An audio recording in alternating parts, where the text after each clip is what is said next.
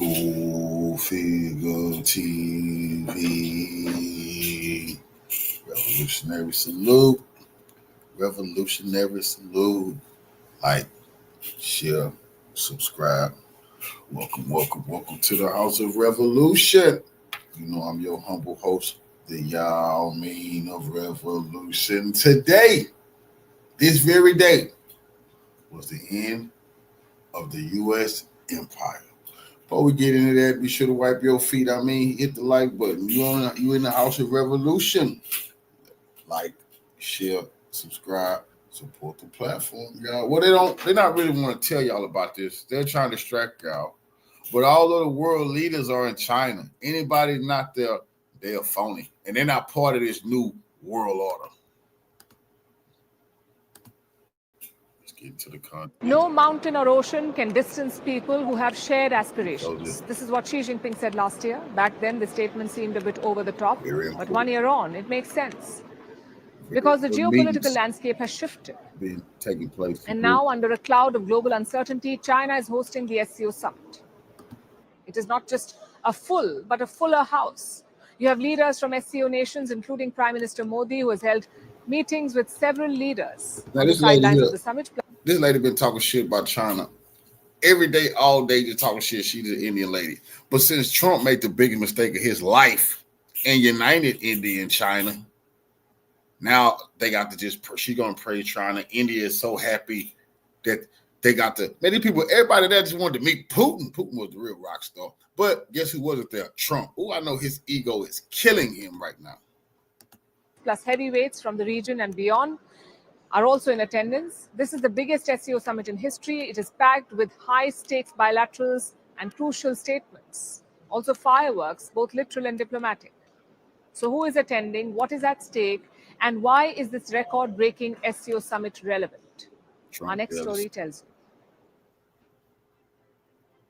Colors and fireworks, both on display and in diplomacy, as leaders from the region and beyond converge on Tianjin for the SCO summit, the Shanghai Cooperation Organization Summit, the record-breaking, largest one so far. It is a grand showcase of pageantry, as a diverse range of stakeholders come together from across East Asia, West Asia, and Europe. The SCO began in 1996 as a security bloc. At the time, it was dubbed the Shanghai Five, with China, Russia, Kazakhstan, Kyrgyzstan, and Tajikistan. But in June 2001, the group evolved into the SCO, including Uzbekistan. In 2017, the group expanded to include India and Pakistan. In 2023, Iran, and in 2024, Belarus were also added as full members. Today, SCO is a powerful political, economic, and international security bloc, accounting for 43% of the world's population and 23% of the global economy.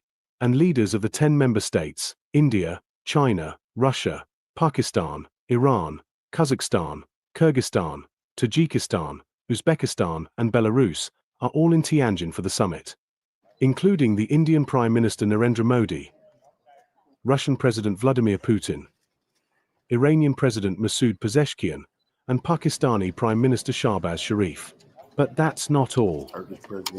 In total, more than 20 foreign leaders and the heads of 10 international organizations are attending the summit. This includes Turkey's President Recep Tayyip Erdogan, Egyptian Prime Minister Mustafa Madbuli, Myanmar's military chief Minit Aung Hlaing, Nepal's Prime Minister KP Sharma Oli, the Maldives President Mohamed Muizzu, and United Nations Secretary-General Antonio Guterres. This year's SCO has been punctuated with several high-stakes bilaterals, including Prime Minister Modi's conversation with Chinese President Xi. परस्पर विश्वास, सम्मान और संवेदनशीलता के आधार पर हम अपने संबंधों को आगे बढ़ाने के लिए प्रतिबद्ध हैं. Prime Minister Modi also had a rare bilateral meeting with the Chinese Communist Party Secretariat's top leader. Trump kept saying Joe Biden Joe Biden brought Russia and China together. Well, that might be true, his policies. Trump brought India and China together. That was a big mistake. India was trying to hold out and play both sides of the fence till Trump decided to press them. Thought they would break. Well, they didn't. All they decided to do was embrace Russia, China, and everybody except the U.S. even more. Leader Kai Chi. On the sidelines of the summit, he held talks with the senior general of Myanmar, interacted with President Muazu of the Maldives, saying that India's developmental cooperation with the Maldives is greatly beneficial. Prime Minister Modi also met his Egyptian counterpart, hailing the friendship between the two countries, which is scaling newer heights of progress. The Indian Prime Minister also had constructive meetings with other SCO leaders, including President Alexander Lukashenko of Belarus, as well as the presidents of Tajikistan and Kazakhstan. And that's not all. Another name was on Prime Minister Modi's packed schedule. His counterpart from Nepal, KP Sharma Oli. Prime Minister Modi took to X and said that he was delighted to meet PM Oli, adding that India's relations with Nepal are deep-rooted and very special. But when the Nepalese Prime Minister met the Chinese president on the sidelines of the summit, he raised a concern. Kathmandu's objections over the use of Lipulekh, over an agreement reached between New Delhi and Beijing to use it as a trade route. This territory is claimed by Nepal, but India has repeatedly and categorically rejected it as neither justified nor based on historical facts and evidence. But this is what this year's SCO summit is all about.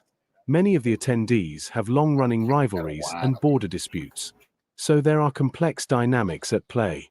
But this doesn't diminish its importance of bringing together leaders and creating a space for dialogue and cooperation. Moreover, the attendees have one thing in common: to thrive even as US President Donald Trump shakes up alliances and wages a global trade war.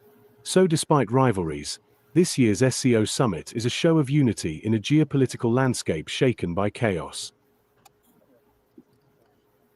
As Trump's trade war rattles the world, See, now all these people, now everybody at this meeting, the one thing they really want to do is they just want to meet Putin, and they want to let their citizens know they went to talk to Putin, because around the world, it seems that if you can have a meeting with Putin and get on the good side of Putin, then you can go against the globalists, the imperialists, and Trump right now, he probably took some sleeping medicine. He don't want to see none of this type of shit.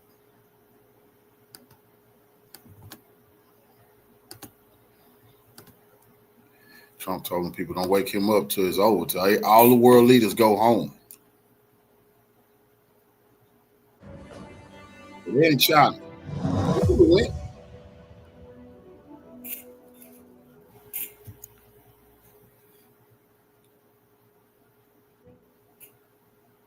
the two-day SCO summit has wrapped up. On paper, the highlight was the SCO leaders' meeting, but the real story unfolded away from the main hall, inside this room, where Indian Prime Minister Narendra Modi sat down with Russian President Vladimir Putin. It was a bilateral meeting on the sidelines of the SCO summit, and it stole the spotlight. The picture said more than any diplomatic statements could.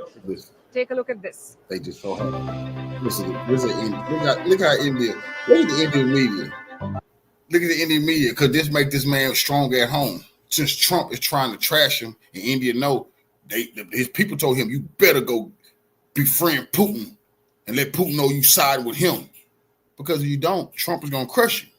So the man wouldn't even let Putin's hand go, man. Putin walking, the man won't let his hand go. Putin just laughing. But, Putin knew the man had to do this to save his neck at home. Trying to act like they best friends or something. Get out of here, bro. Act like they best friends or something, bro. Nigga, you been siding with the West. You been holding bricks back. Trump came for your throat. Now you best friends with Putin all of a sudden. Summits are usually about stiff handshakes and rehearsed photo ops, but this one looked different. The warmth was palpable. Modi and Putin shook hands. The two leaders hugged. They strolled to the venue hand in hand. It's a scene that stole the show, so much so that it became one of the top let Putin's hand go, bro. That man won't let Putin hand go, bro. Come on, man. Putin don't walk around holding people men hands. And this nigga Modi is tripping, bro. This nigga Modi and Putin is a gentleman. He like, come on, man. God damn, fam. I took the picture with you. I smiled. I gave you some close-ups. God damn. Give me a little breathing room. No, this nigga here, he think he's so slick. Trump on his ass. Trump is on him. But he trying to fight back. He trying to stand tough. But Putin want him all in. No more playing games. But here go more games. Holding that man's hand as you walk. Come on, Modi. You tripping, bro. Searches on Chinese social media.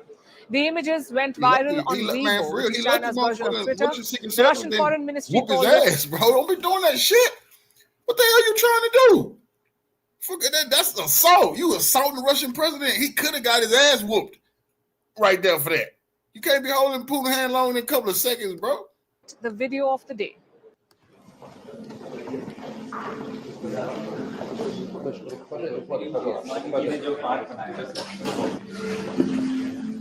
Clearly, the bromance was on full display. There were laughs, easy banter between Modi and Putin, and even a tight huddle with China's Xi Jinping. It's a moment that spoke louder than any scripted summit line. This is crazy. This is how Putin treat all. Come on, man. This is how Putin treat all his homies. The African leaders, they hug. Come on, man. Putin hugging, man. This is crazy. Look at the man. You find me. Look at the Indian president. This nigga talk about make India great again on the stage with Trump. When now it's Trump on his ass, now it's a bromance with Putin. Boy, this nigga don't got no shame. But his ass is on the line. So this is the footage. I had to start this off to show y'all what type of games is being played here. Big geopolitical games is being played. Trump is pissed. Watch what Trump do this dude tomorrow. They already came out and said the man is a dictator in India. That's for real. And they said that the Brahmins, that's a certain class of Indians that they are oppressive and they not treating the Muslim community right and minorities right in India. That's not a lie. But the West been letting them make it. They all radicals. Now look at them. Putin said a joke. Man, act like he ain't never laughed so hard in his life. Like Putin was a goddamn comedian today. What? Man, red in the face. The fuck?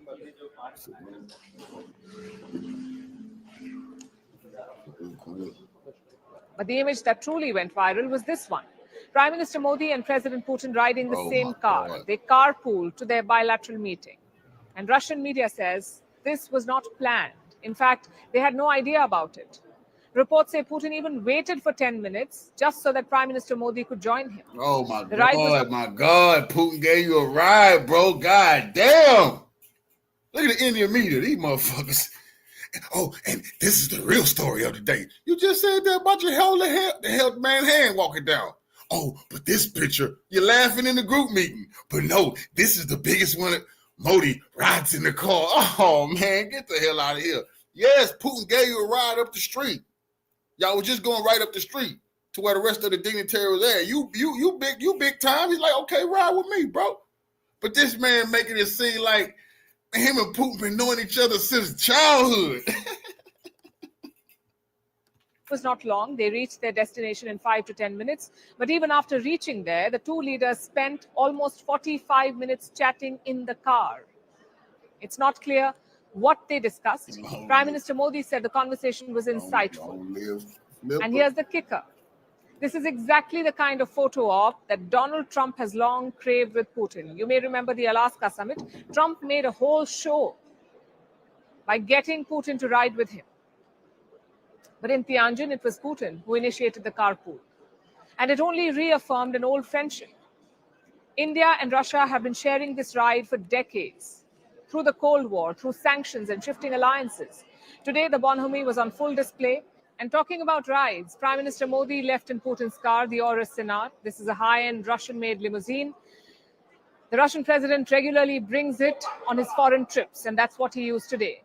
But throughout the trip, the Indian Prime Minister used this car. It's China's Hongqi L5 limousine. The same model is used by Xi Jinping as a state car. It is usually reserved for top leaders. So this was Modi's ride for the trip. And then it was time for the bilateral meeting. That too started on a warm note. President Putin lauded the special relationship between the two countries. And Prime Minister Modi reiterated it. Dear Prime Minister, dear friend, Russia and India have been maintaining special, friendly, trusting relations for decades, and this is a basis for the development of our relations. Excellency, ये हमारे special and privilege strategic partnership की गहराई और व्यापकता का परिचायक है। कठिन से कठिन परिस्थितियों में भी भारत और रूस हमेशा कंधे से कंधा मिलाकर चले हैं। हमारा करीबी सहयोग न केवल दोनों देशों के लोगों के लिए बल्कि वैश्विक शांति, स्थिरता और समृद्धि के लिए महत्वपूर्ण है। So here are the three takeaways from this meeting. One, growing cooperation between India and Russia. Washington has accused India of funding Putin's war. That's because India buys Russian oil. Trump has used it as an excuse to slap 50% tariffs on India. But India is not backing down. Today's meeting was proof. Russian oil is central to India's energy security and it will continue to flow. In fact, India and Russia are expanding cooperation. Listen to this.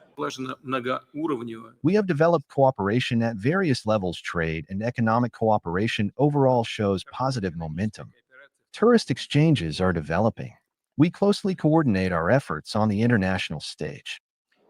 The second highlight from the Modi-Putin meet was a discussion on the Ukraine war. Of course, it came up. Prime Minister Modi reiterated India's stance on Ukraine. He called for a swift end to the conflict and a durable peace settlement. And Putin acknowledged India's role in pushing for negotiations. And this is quite significant because there's a clear disagreement over Ukraine. Modi calls for peace and Putin wages war. But they've made sure that this disagreement does not derail the broader relationship. On the contrary, Russia sees India as a key voice in the peace negotiations. Excellency, Ukraine में चल रहे संघर्ष के विषय में हम लगातार चर्चा करते रहे हैं। हाल में किए गए शांति के सभी प्रयासों का हम स्वागत करते हैं। हम आशा करते हैं कि सभी पक्ष कंस्ट्रक्टिवली आगे बढ़ेंगे। संघर्ष को जल्द से जल्द खत्म करने और स्थायी शांति स्थापित करने का रास्ता खोजना होगा। यह पूरी मानवता की पुकार है। And highlight number 3, the annual India-Russia Summit. This year will be the 23rd edition of the annual bilateral summit. New Delhi is hosting this one, and President Putin will be traveling to India for that. Prime Minister Modi made sure to underline the importance of that meeting. He said all of India was waiting to welcome President Putin. आपको मिलना मतलब एक यादगार meeting भी होती है।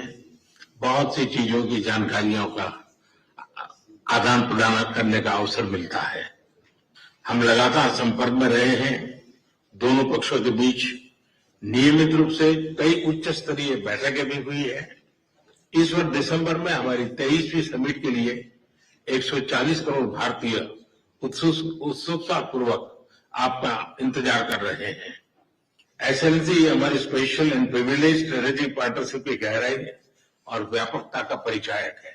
So that's the next big meeting to look forward to, the December meeting between Prime Minister Modi and President Putin. If Tianjin was about optics, Delhi will be about deals, from energy and defense to trade, and the message for the world is quite clear. Despite the war in Ukraine and the tariffs from Washington, the India-Russia friendship is on solid ground. As Trump's trade war rattles the world, all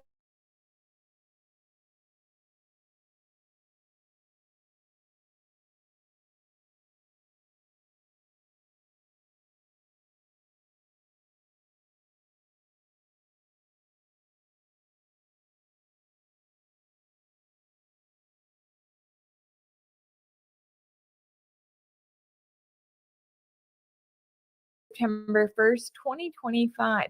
And right now you have a very clear divide.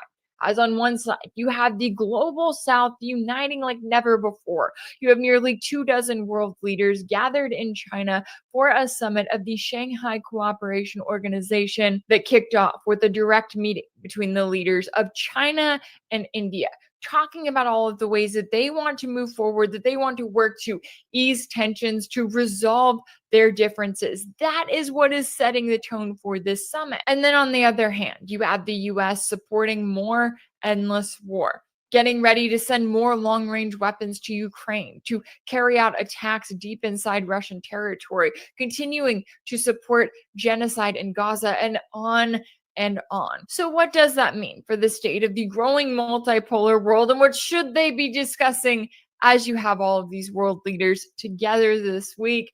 Well, that was the topic of this week's episode of Sanctioned, which is, of course, a weekly deep dive series for my paid subscribers.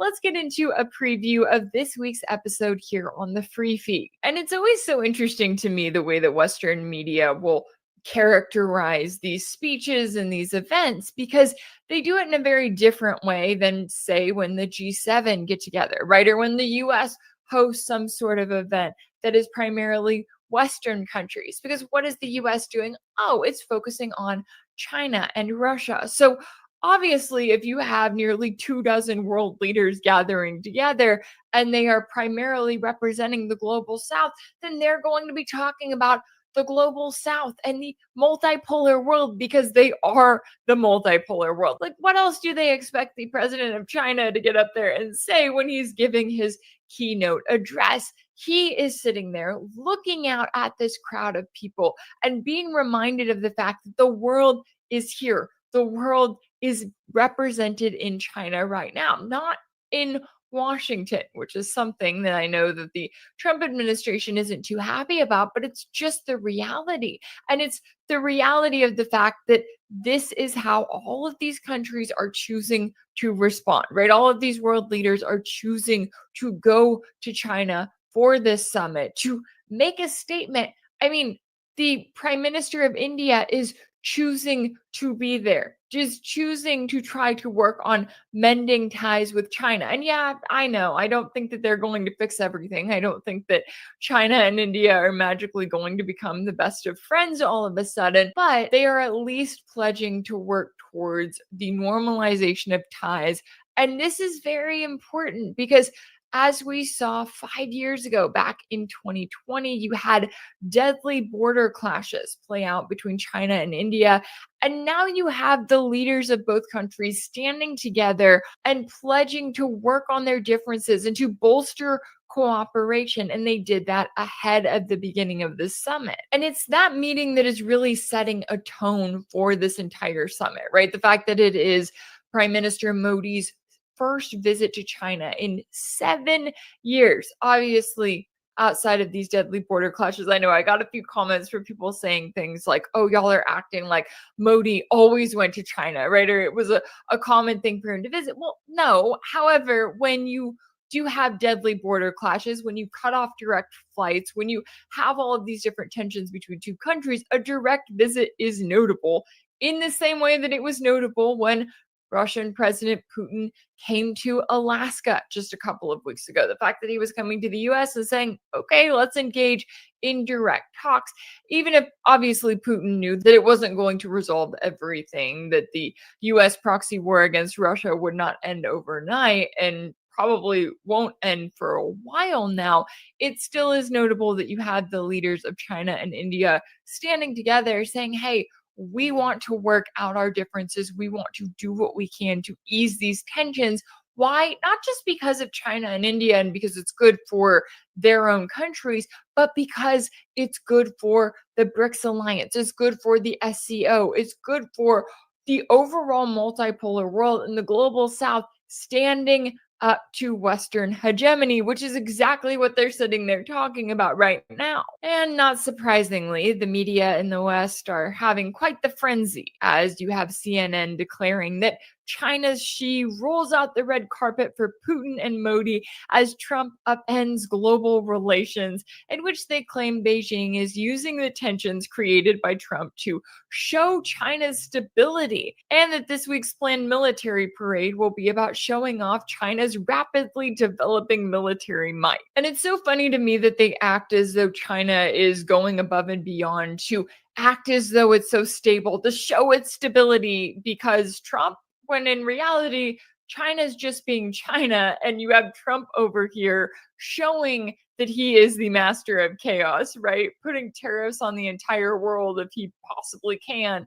And going above and beyond to do that, and therefore that shows that China is more stable. Oh, and on top of that, I mean, it's the 80th anniversary of China's victory over Japan in World War II. So obviously they're going to have a military parade, right? Russia had their parade, as they do every year. China is going to have theirs. You have all these world leaders there standing alongside Chinese President Xi, showing the importance of this day and this anniversary and reminding the world that they have not forgotten about World War II. Because apparently the US has, right? The US is in a position where they're like, nah, it didn't really hurt us that much. We just forget all about it. The US is well on their way to starting World War III and arguably is already working on that in a number of ways. And so because of that, you have countries like China and Russia in this position where they're like, we don't forget how much of a price we had to pay, right? How much of a price we had to pay to get through World War III, to beat all of these evils of the world. And now we're still having to deal with an ongoing version of it. But of course, the West has to make everything about the West. And that's exactly what they're doing right now. As you have Reuters noting that Chinese President Xi will be joined by the leaders of some of the world's most heavily sanctioned nations, Russia, North Korea, Iran, and Myanmar, at a military parade in what they described as a show of solidarity against the West, which is so interesting because why would these countries need to come together to show their solidarity to the world, really, not just to the West, if they were not being targeted by the US, right? The US is the ringleader of slapping all of these sanctions on Russia, Iran, and North Korea and trying to not only isolate these countries from the rest of the world, but to destroy their economies in the process, right? We have to remember just how brutal and how awful these sanctions are and what the intent is here. The intent is not to target the governments of these countries. The intent is to target the average people, the members of the public, so that they will then be so miserable that they start to really put pressure on their governments to make a change or to be overthrown or to essentially give in to whatever it is that the US wants from them. That is the ultimate goal here. So not only is that not happening, not only have those quote unquote pressure campaigns not been successful in countries like Russia and Iran and North Korea, but now you have the leaders of those countries standing together in China. So, yeah, it's a show of solidarity. Yeah, it is a reminder to the West that everything that they have done has failed up until this point. When it comes to their targeting of these countries, when it comes to the fact that Russian President Putin was supposed to be made a pariah on the international stage, and now you have the international stage looking at the US and going, wait a second, what were you trying to accomplish here? Because clearly now it's Donald Trump. It's the leader of the US, really. It could be Joe Biden. It could be Kamala Harris. It is the US president that is now the one standing over here going, wait a second, we've got more than 20 world leaders over here at this summit. Yes, they're representing the global South,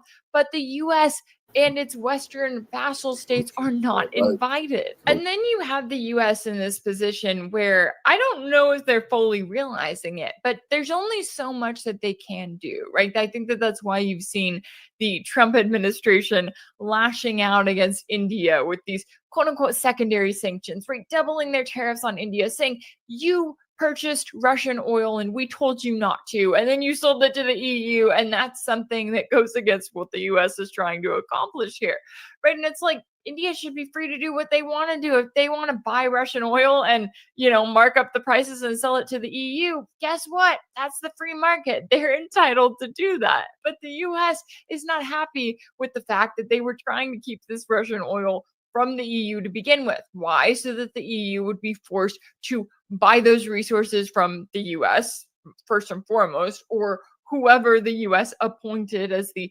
chosen country. They want the EU and the UK and all of these states within Europe to be fully under their control. And in a lot of ways, they are. But that is really the power of the growing multipolar world, is this freedom of choice, the freedom to have any sort of freedom at all. Because for so many years now, the US has been in this position where as the key dominant country, it could threaten and manipulate whatever countries it wanted to, right? If it wanted to look at Iraq and say, okay, we're done with the government there, we're going to go in and overthrow them, then the rest of the world, well, a lot of the countries within the rest of the world had to just kind of sit there and say, okay, what are they going to do? Jump in and get involved? And now, as I say that, I am reminded of the fact that all of the problems in the world are not being solved by the growing multipolar world right now, right? As we're talking about it, we obviously have an ongoing genocide. And that is one of my biggest frustrations with the multipolar world, is the fact that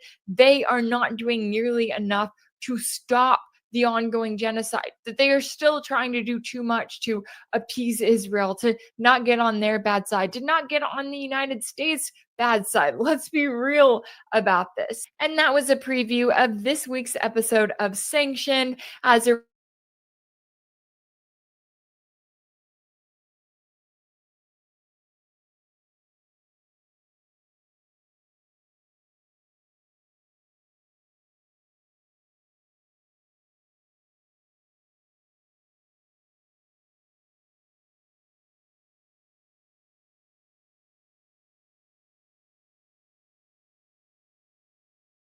going on right this minute as we talk in Asia. And this is a big issue here. They are moving forward on what they're trying to do is to create a new center of power in the world economics, in the world diplomacy. And this is starting to have a real impact. It's been laughed off for many years in the West. It's been kind of an eye-rolling thing. No more. This comment by Xi Jinping during the summit earlier today is an evidence of where they want to go. We should advocate for an equal and orderly, multipolar world and a universally beneficial and inclusive economic globalization, and make the global governance system more just and equitable. And of course, he continued on after that. But that really sums up that tight little soundbite right there. What China in particular and the Shanghai Cooperation Organization writ large. And of course, that's primarily including China and Russia and India. And Prime Minister Modi was in town, or was a part of this, and he also spoke. We'll get to that in a minute, because that is rather significant. A lot of things have been going on there are very significant. Now, the reason why I specifically mentioned India in this is because there has been a lot of issues with India in the United States and some of Trump's actions. I have shown you in the past how Trump had this 50-day deadline for Russia that they had to accept for an unconditional 30-day ceasefire in the Russia-Ukraine war, or there would be tariffs on, he said, China, India, and Brazil. But then all of a sudden that turned into 10 days. And then even before that 10 days expired, Trump isolated out India as the one to put tariffs on, and he slapped a 50% tariff on top of 25% on top of the existing 25%, now at 50% on India, which went into effect on 27 August. Now, this is particularly important because India has been kind of a bulwark and kind of somebody who's been wanting to have one foot on each side, but not go into either side. They have been interested in Russia. They have been interested in the United States. They're a little bit wary of China, not antagonistic, but wary. And they've had some border and land disputes and other issues with China over the time of being those two huge countries with over 1 billion people each, so near to each other. It's a constant issue of tension, etc. The United States has worked so hard for so long to try and get India to lean more towards the West in order to be a bulwark against China. Anything to keep anybody from moving in China's orbit, because that's something that we've claimed is one of our pacing threats in the world. So we've been working really hard across different parties, different administrations, Congresses, Senates, all that kind of thing to try and do that. But now all of a sudden Trump slaps his tariff on India, which seems to have really bad effect. And of course, his intent is to force India into our orbit completely and against Russia. That's specifically what President Trump is trying to get done. Now, he posted a Truth Social this morning because a lot of people have been talking about that it's made Prime Minister Modi unhappy. He hadn't even been willing to take Trump's phone calls. And then Trump puts this out today. This is just a little while ago. He said, few people understand that we do very little business with India, but they do a tremendous amount of business with us. In other words, they sell us massive amounts of goods, their biggest client, but we sell them very little. And until now, it's been a one-sided relationship, and it has been for many decades. The reason is that India has charged us until now such high tariffs, the most of any country, that our businesses are unable to sell in India. It has been a totally one-sided disaster. Also, India buys most of its oil and military products from Russia, very little from the U.S. They have now offered to cut their tariffs to nothing, but it's getting late. They should have done so years ago. Just some simple facts to ponder. So he's trying to make the case that, look, I'm going down this path here because India's been unfair to us. That's kind of one of Trump's whole thing about this whole tariff issue like that. And as we pointed out, I think in our show, possibly over the weekend, that there was been a federal court ruling that says Trump's tariffs are illegal, and that he can't do them anymore because of the issue of that the Constitution puts that power in the Congress, in the legislature, not in the administration. And according to what that bill said, that this won't go into effect until sometime in October, which basically tells India just hang tight because all of this could go away. So there's literally no chance that India is going to do what we want them to do. And instead of pulling the tariffs off, and Trump has done that to several other people, instead he seems to be playing hardball here and say, no, we're going to go on this area here. We're going to keep pushing in this area. Now, if you think that Trump playing hardball and by posting that Truth Social and whatever other diplomatic signals he's been sending, in between the two countries, it ain't having a whole lot of positive impact for us. And in fact, this exchange between Putin and Modi earlier today shows that Modi is not exactly listening to Trump's pressure. There's a lot of bad news here, very little good news. Gary, no, I'm looking for the one between Putin and Modi. Уважаемый господин премьер-министр, дорогой друг, Россия и Индия поддерживают десятилетиями особые отношения, дружеские, доверительные. Это фундамент для развития наших отношений в будущем. सनीय रिश्ते बने हुए हैं इस सिद्धांतों पर वे विकसित हो रहे हैं. И эти отношения носят абсолютно внепартийный характер, поддерживаются подавляющим большинством народов наших стран. एक्सेलेंसी, ये हमारे special and privilege strategic partnership की गहराई और व्यापकता का परिचायक है। कठिन से कठिन परिस्थितियों में भी भारत और रूस हमेशा कंधे से कंधा मिलाकर चले हैं। हमारा करीबी सहयोग न केवल दोनों देशों के लोगों के लिए बल्कि वैश्विक शांति, स्थिरता और समृद्धि के लिए महत्वपूर्ण है। Okay, so if there was any doubt in anybody's mind about whether Trump's pressure is going to force India to move away from Russia, that seemed to be categorically eliminated. And this video here after those conversations really shows that. I mean, look at this. I mean, these guys, they look like they're kind of, really fond of each other. That big smile on Modi's face there, and they're walking a little bit further and they're holding hands and just laughing and cutting up. And then you see right now, then they met with Xi Jinping. And those are all just going great guns, very happy to each other. What does this tell you about whether President Trump is going to be successful or not?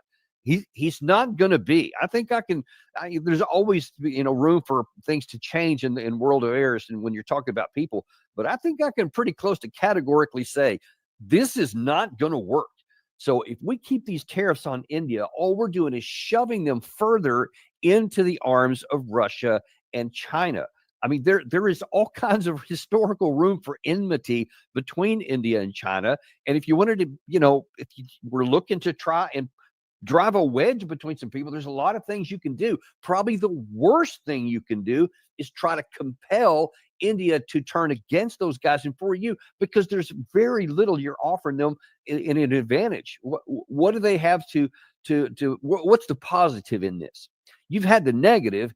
If you don't do what I'm telling you to do, I'm going to put economic pain on you and make it difficult. I want you to stop doing something that's in your national interest, i.e. buying cheap oil, discounted oil from Russia. I want you to stop doing that and turn against them for me. And then you're offering, where's the incentive?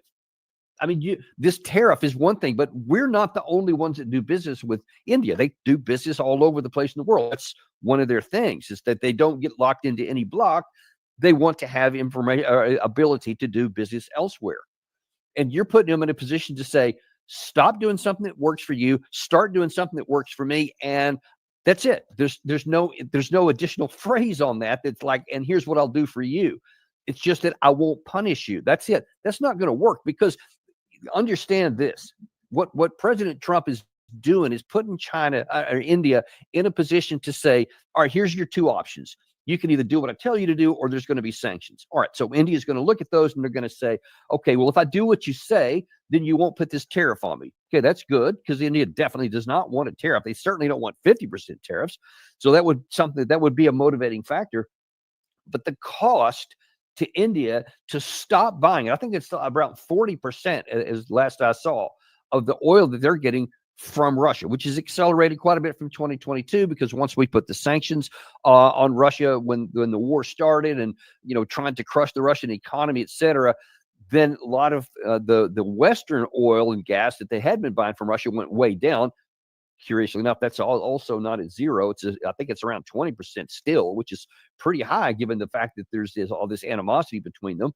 But now then, India took up the space of that. And according to their foreign minister, he says, they're pretty perplexed because the U.S. government prior to this, especially during the Biden administration, had actually encouraged India to do this to kind of destabilize the energy market, et cetera, by buying at a discounted rate, which they thought at the time that'll be bad for Russia, because instead of getting it at the market rate, they'll only be able to sell at a discounted rate. And that would also help India out, et cetera.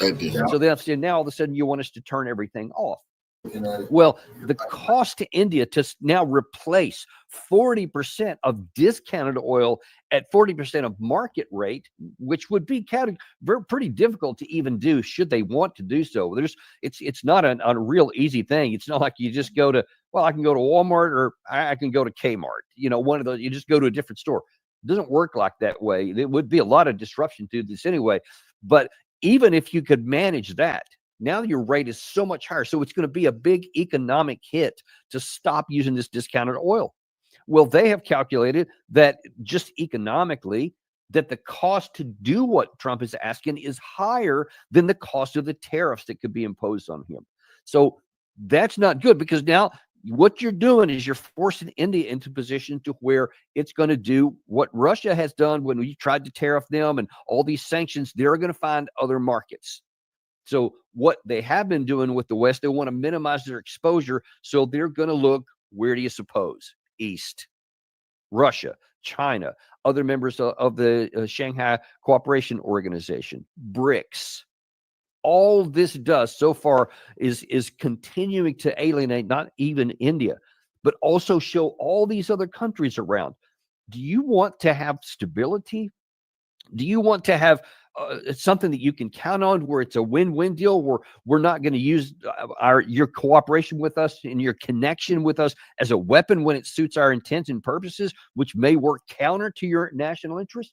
We are providing every excuse in the world and every justification in the world for others to look elsewhere, to look away from the Western economic model, what has been a source of genuine stability for decades, the better part of a century since the end of World War II.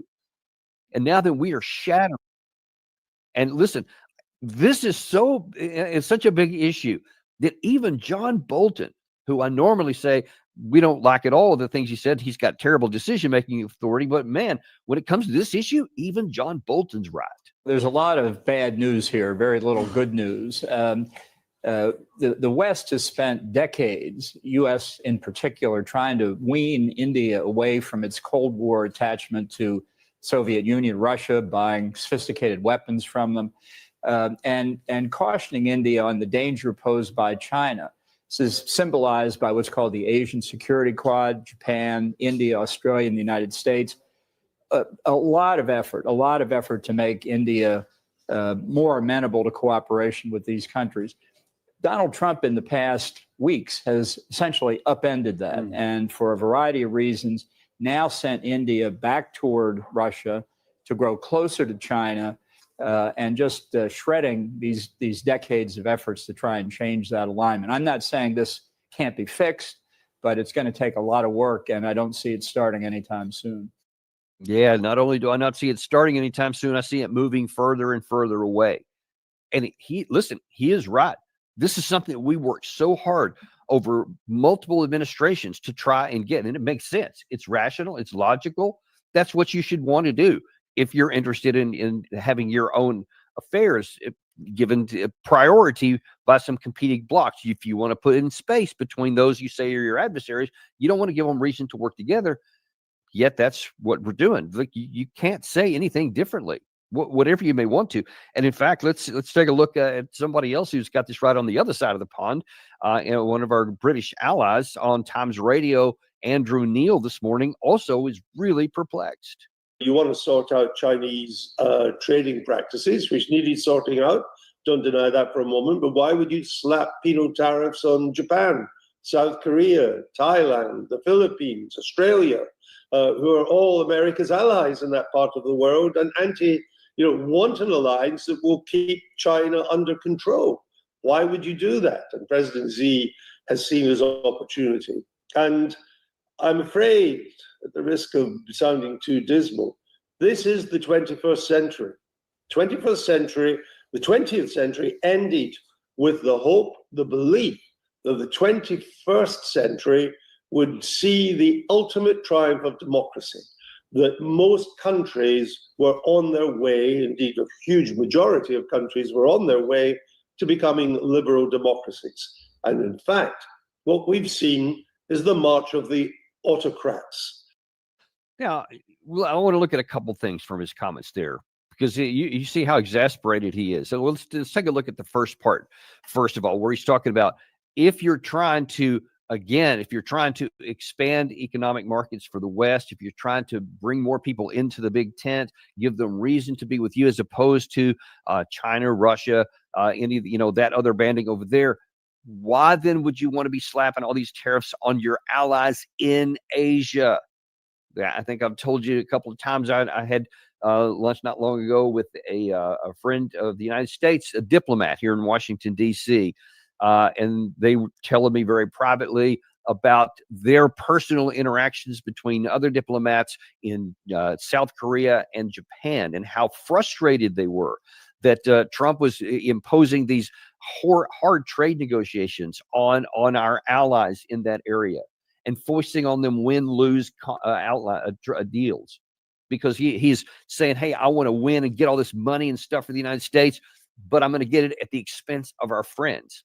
And he's put them in a position to where they have to calculate, just like India did, which is worse. Is it to give in to Trump's trade requirements and demands in terms of tariffs that we're going to be imposed on us, and we have to invest in the United States whether we want to or not, or to just ignore that and just take the hit on the tariffs itself? And in the case of South Korea and Japan, they grit their teeth and they said, well, it's either bad or it's worse. And so they had to choose the bad and not the worse, which was, we're going to agree to this where there's no tariffs from the United States, but there are tariffs on Japan and South Korea, and they have to invest huge amounts of money in the United States. Now, as we've talked about before, we'll see what actually happens. That's the headlines. That's what's been announced, but there's no physical deals of whether that money's actually coming in. And I guarantee you that they will all, and you can accuse the European Union of this because they got the same kind of a bad deal, to where they're going to slow roll any kind of compliance that they can to try to minimize. And I frankly believe that they're going to try to outlast the Trump administration and do the absolute bare minimum they can to avoid any big sanctions that go on further, and in the hope that they can get a better deal with whoever may follow him. We'll see what that's going to happen. But the bottom line is, you keep pressing over and over on even our friends. And India should be our friend. And certainly Australia, China, Japan, South Korea, they are. I mean, in most cases, those are our allies as well. So why are you pushing them more and more into looking, maybe they should go BRICS, maybe they should pay a little more attention to the SCO? All those kind of things are working against our national interest individually as the United States and writ large. And that's the second part of what Neil mentioned there is that he said he used, success of democracy in the end of the 20th century and now the rise of the autocrat.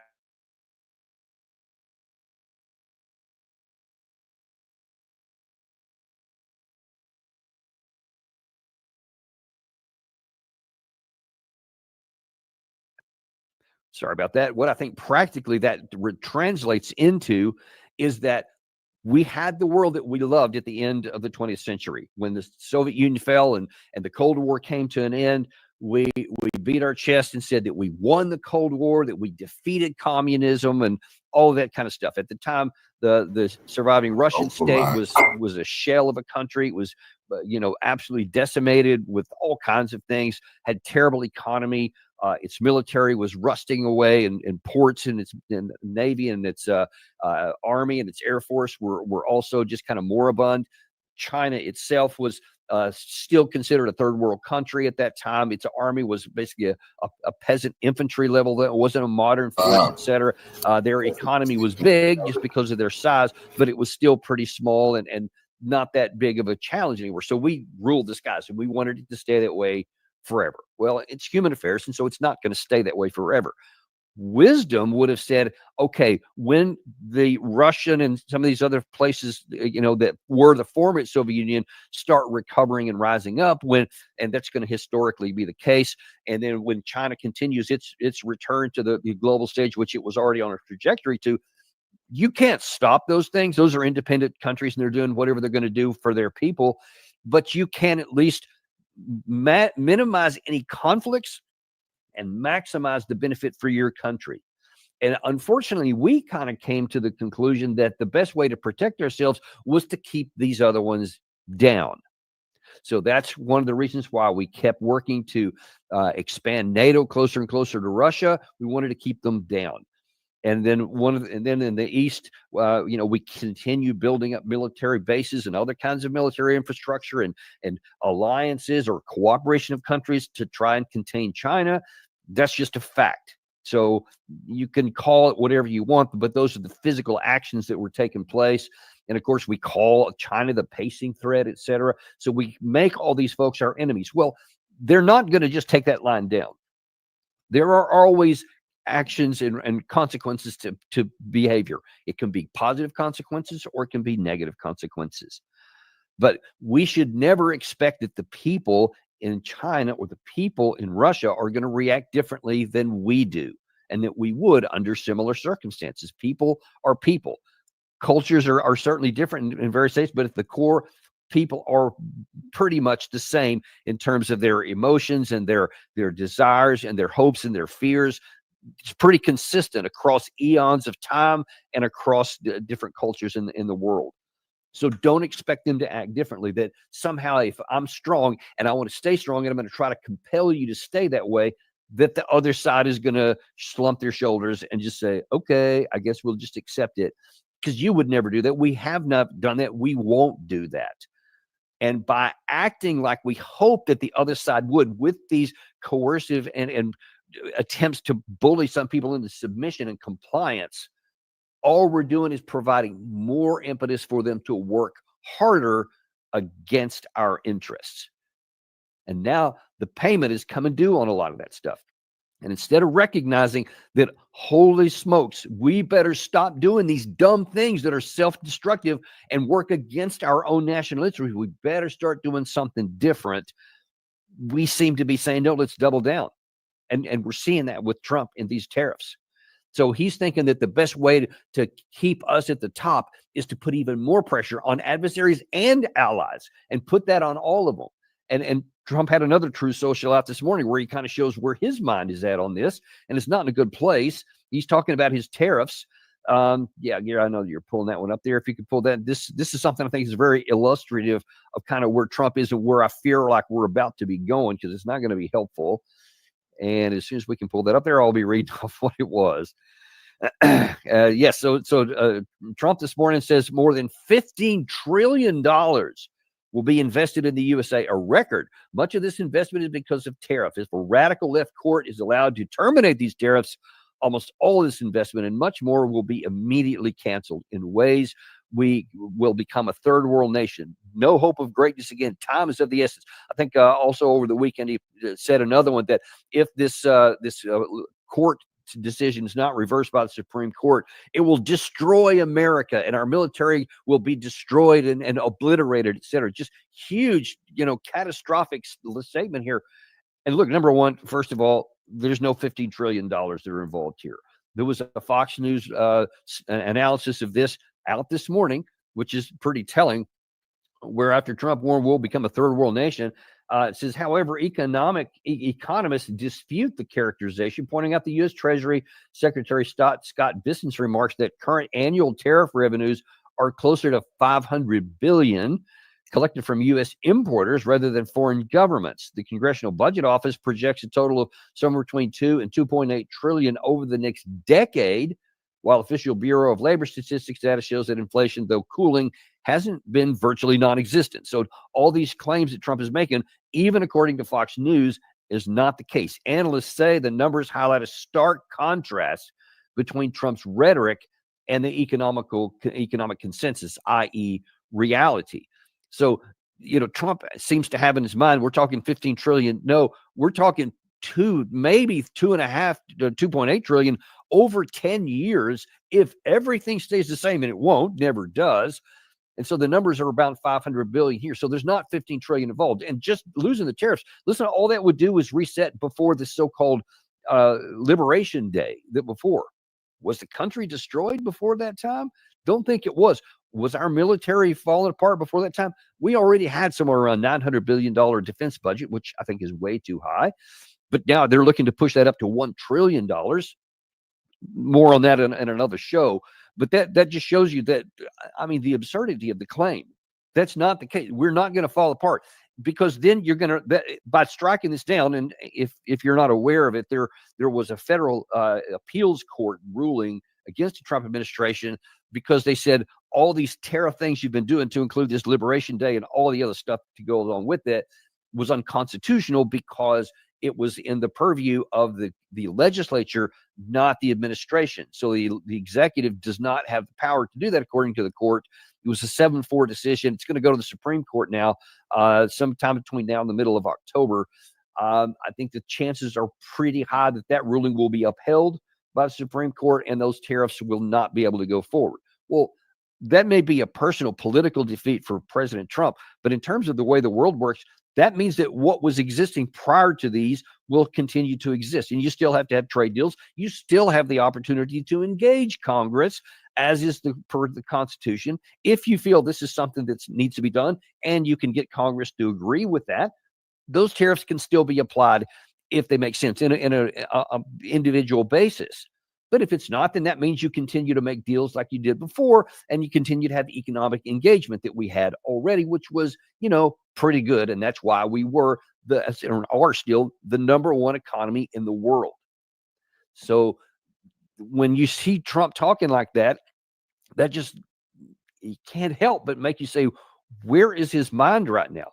And if he's going to be making decisions on things that are detached from how the world actually is, then you've got to wonder what could be following next. And of course, I'm not the only one asking those questions, folks. And you look at the Shanghai Cooperation Organization, you look at the BRICS, you look at people, countries around the world that are thinking, should I align myself with the G7 in the West, or should I align myself to the East? We're providing more and more evidence that, and I think there's somewhere around 40 total nations that are looking at BRICS already. And I don't know if the Shanghai Cooperation Organization is going to grow, but I know that certainly BRICS is desiring to, and they have partner countries, et cetera.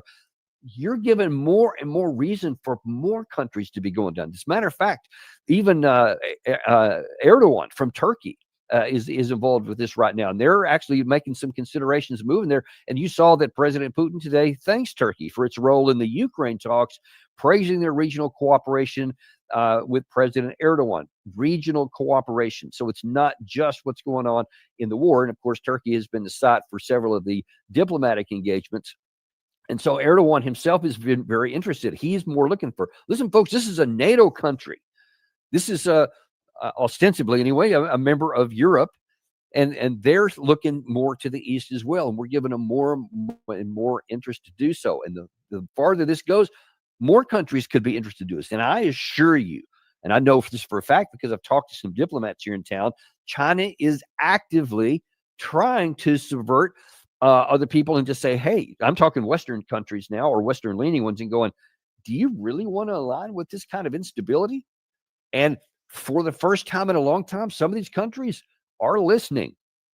And if you want to go from just listening to taking action, then keep doing these things that don't make any sense. Keep going down this path.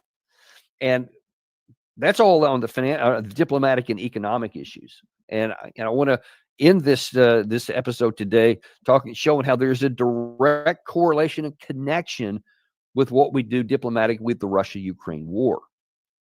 And whereas I gave John Bolton some credit a while ago for being accurate and talking about the problems with the United States and India and where our economic ties lie, he was back to form in that same interview when it came to the Russia-Ukraine war.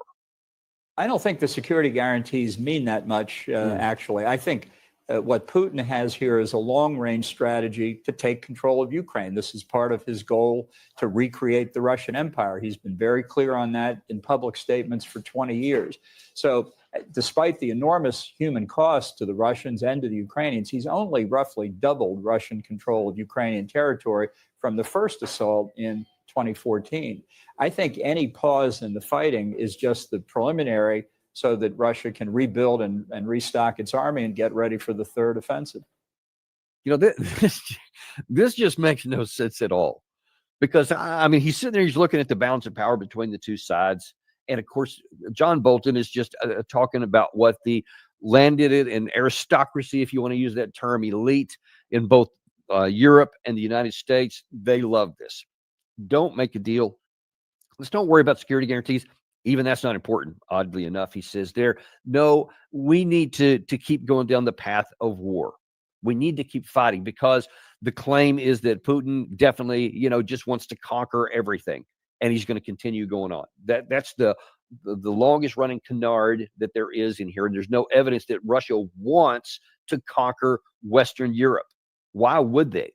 Why would they want? And you just think about this. Take the morality out of it for a second. And in fact, if you want to ascribe evil and wicked thoughts to the Russians, sure, for this project, go ahead and do that. Let's say that he is wicked and evil and wants to conquer people. Why is he going to do that when it will cost him more than he could gain? If you can say anything from President Putin over the 20 years he's been in power, since 1999, he's been in power. And if you see very consistently, his actions are very calculated and very risk averse. So he's not taking a bunch of risk. He's made lots of warnings over the years, some of which he backed up, some of which he didn't. But and as you've seen in all 3.5 years of this war, he's very risk averse. He's not been willing to take very many big chances. In fact, the biggest chance he took, he kind of got spanked a little bit by having only plan A in February 2022, when he had a very small number of troops to come in to try to scare the Zelensky administration into saying, oh my gosh, well, we can't win this war, and Russia has entered with all these tanks and stuff. I guess we better make a deal, which he was close to getting. He almost had that deal in April of 2022 in Istanbul.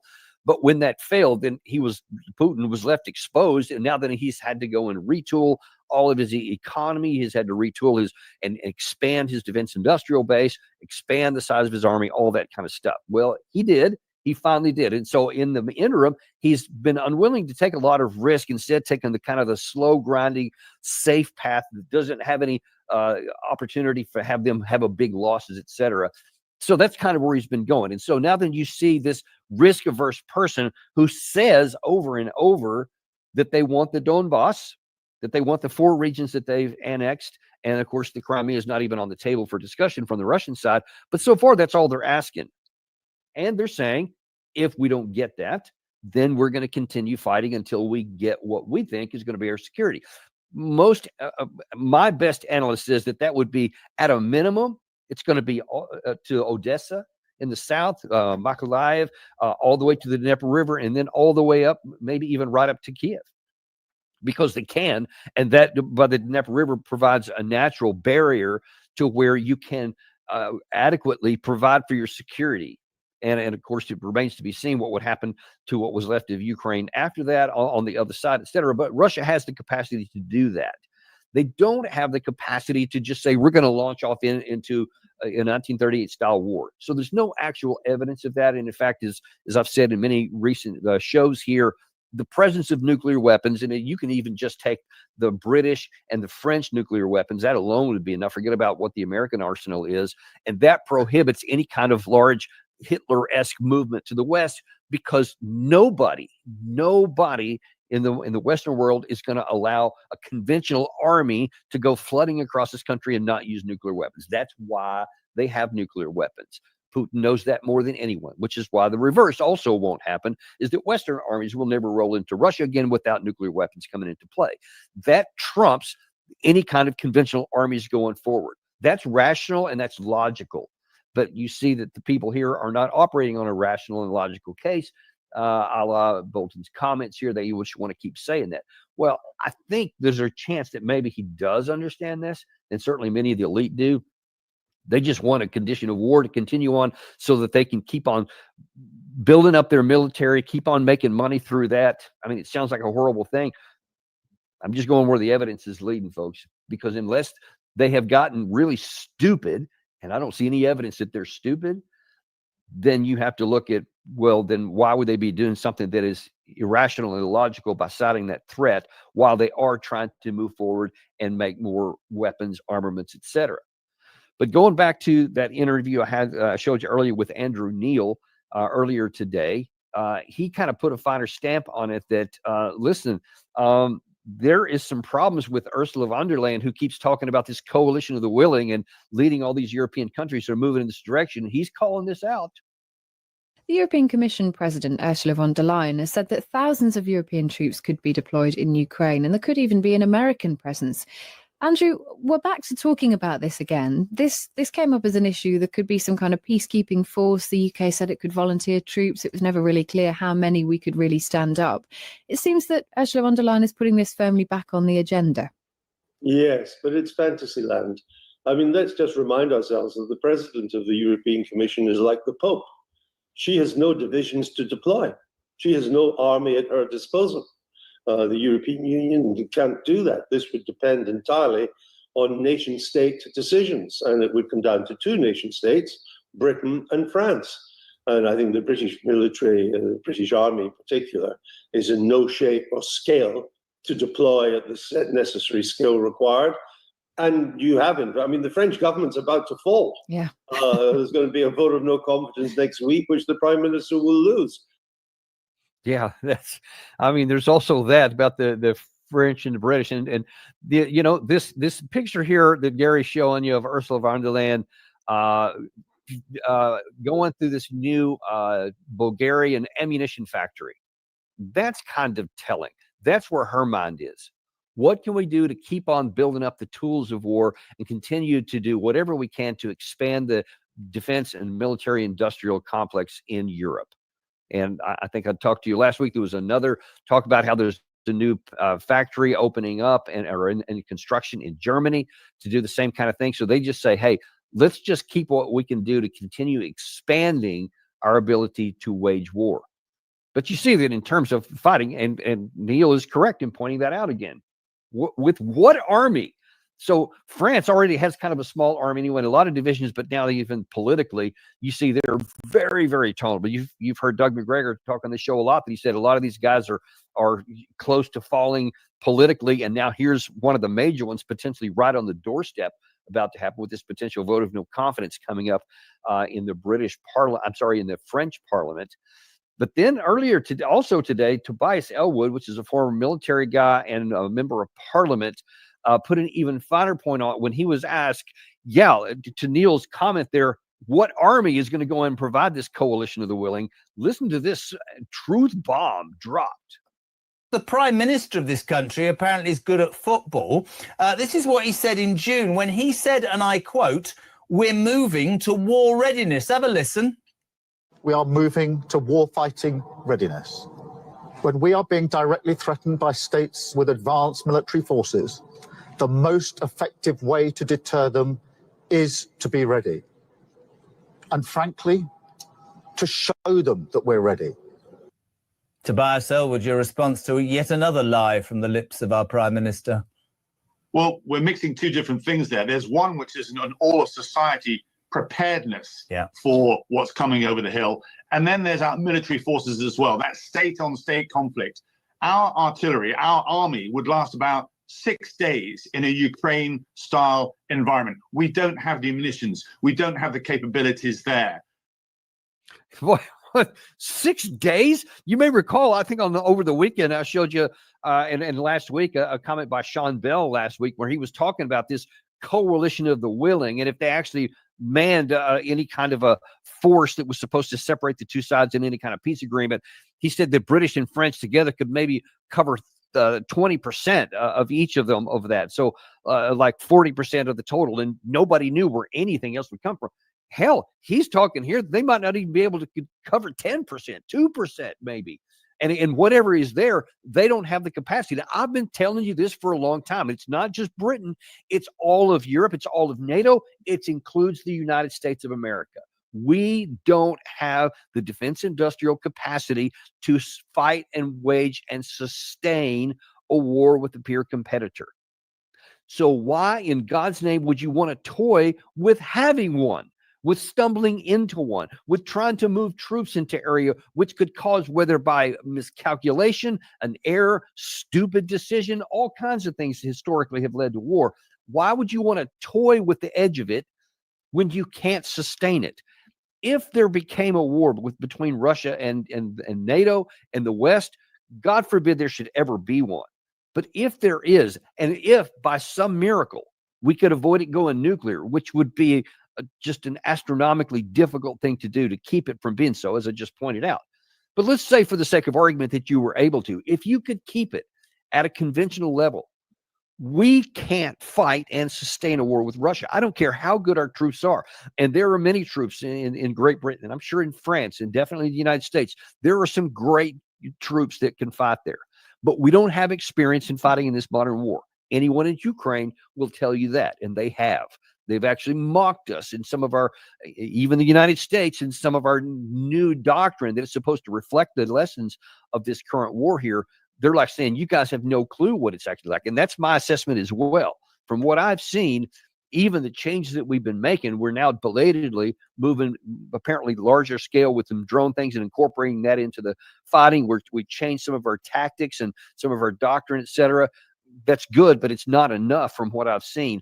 But aside from all of those things, we don't have the experience of actually fighting in one of these cases in a war of this size. And if we were suddenly thrust into it and we're not ready, then we would likely, and I'm just going to tell you, I'll drop a bombshell of my own, we would likely lose to the Russians.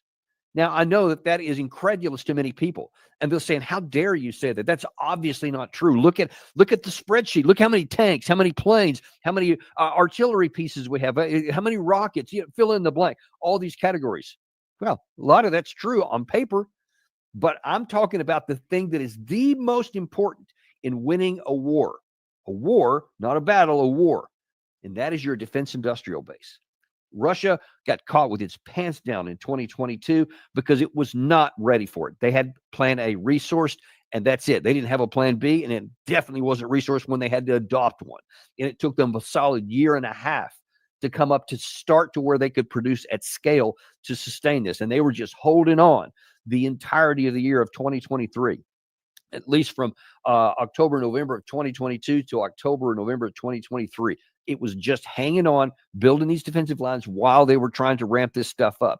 And really only in the last 6 or 8 months have they really gotten up to the production level that they want.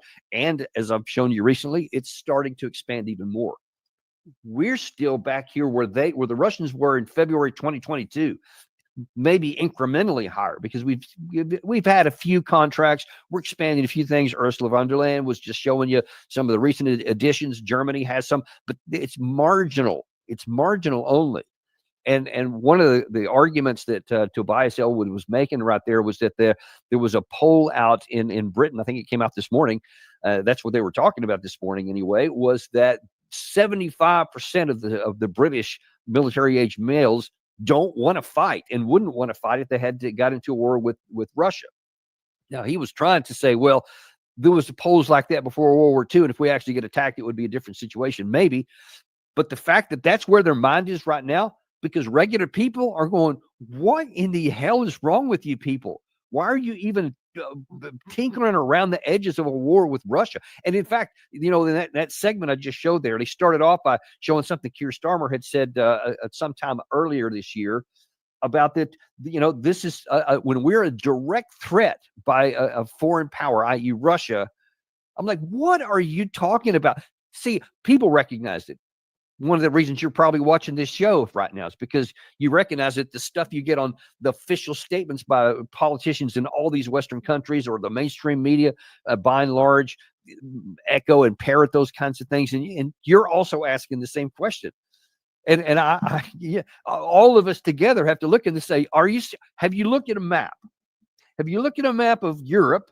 And you see where the Russians are, and you've seen where Great Britain is, and you've seen all this stuff in between, a bunch of little countries. I don't know if you paid attention: France, Germany, Romania, Slovakia, etc. Bunch of stuff in between there. And the idea that Russia, under any circumstances, is going to be able to roll an army or its navy out and directly threaten Great Britain, which is what the prime minister said there. And many other European leaders have said also, including France, not long ago. Folks, there's no reality to that. There's none. So we still keep having to ask the same question. What the hell? Why are we trying to go down a path that cannot succeed when all the evidence is showing it has not succeeded? And in fact, the best that you can come up with is that economically, diplomatically, our collective actions since February of 2022 have made Russia stronger, has moved our adversaries and even some of our friends further away, has strengthened economic blocks against our interest. And instead of recognizing all those trends are harmful to us and going in directions that are not good for our people and that put us at greater risk, we're ignoring all of that and just still keep going, no. This is where I want to go. Ursula von der Leyen, Kaya Kallas, I could have pulled some stuff out of her that she talked about earlier today. Just nonsense, just fantasy, theoretical, or theatrical is even better word stuff. This is like stuff where I'm just going to write out a script and do a play or make a movie because this is what I want to happen. And they're going to keep saying that stuff, ignoring this sea of evidence that I just laid out to you, that it's working against our interest. Now, listen to me carefully, folks. If we don't make some changes and start to recognizing reality, we are going to find ourselves going from a world of hurt where we are to go into a world of serious trouble where we could go. And I'm talking, it could be financially, economically, militarily, culturally. I mean, all kinds of things, nearly any category here, because more and more people apparently like the men in Great Britain. And apparently like those who watch these channels and other people in the United States. And we keep saying, what is going on here? At some point, this chasm between the so-called elite in definition of the people who are at the top and have the levers of power, and a growing number of people are starting to grumble about this. Another thing, and I'm going to cover this a little bit on the show this afternoon. I mean, look what's happening in regard to the Israel situation with Gaza and all the different people that they're fighting against. Up until from October the 7th, 23 up until recently, there has just been categorical support for the Israeli government, no matter what they were doing on the battlefield, no matter how many times shows like ours told you that the words and the actions of the Israeli government were miles apart and showed no connection to any kind of coherence other than seeking to destroy the Palestinian people. And the government officials in Israel just would say, nope, that's not the case. It's Hamas's fault, whatever. No, we're not starving them. No, we're not systematically destroying the buildings in the town with like battalions of bulldozers to include the bombs. They just say, nope, that's not happening. And Western media pretty much just parroted it and continue to say it. And we've seen over the last month or so that that's starting to also deteriorate and fall apart because people are getting tired of being told stuff that their eyes show them is untrue. And now even Turkey over the last couple of days ago has severed all economic ties and cut ties completely with Israel. Major breach. It's hardly gotten a lick of interest here, but it's starting to elsewhere. And that's just another cog that's starting to fall apart. And if we don't start changing our policies and our actions at the so-called elite level, listen, folks, you guys who are elite, if you want to stay in power, you damn sure better start doing something different, or you're going to lose it. You're going to lose it for us, and you may even lose it from us, because as we're seeing starting to play out in France right now, their people are sick of it, and they're looking for a political change. Believe me, that can go on elsewhere too if you keep going down these paths that harm our interests. It will be coming. It's just human nature. It's been this way for thousands of years. It's not anything new or hard to figure out. Now, making the changes is hard. Don't care. You figure it out. It's hard, but only hard because you put yourself in this position. So it's time for you to start doing some things that, even if it's just in your own narrow self-interest, you've got to start making some changes. Otherwise, forces from elsewhere will make them for you. We'll have to wait and see how that's going to happen. Thank you very much for joining us today, folks. I really appreciate it. As a reminder, here we are on Apple Podcasts. In fact, not just a reminder, but I know a lot of people actually prefer podcasts.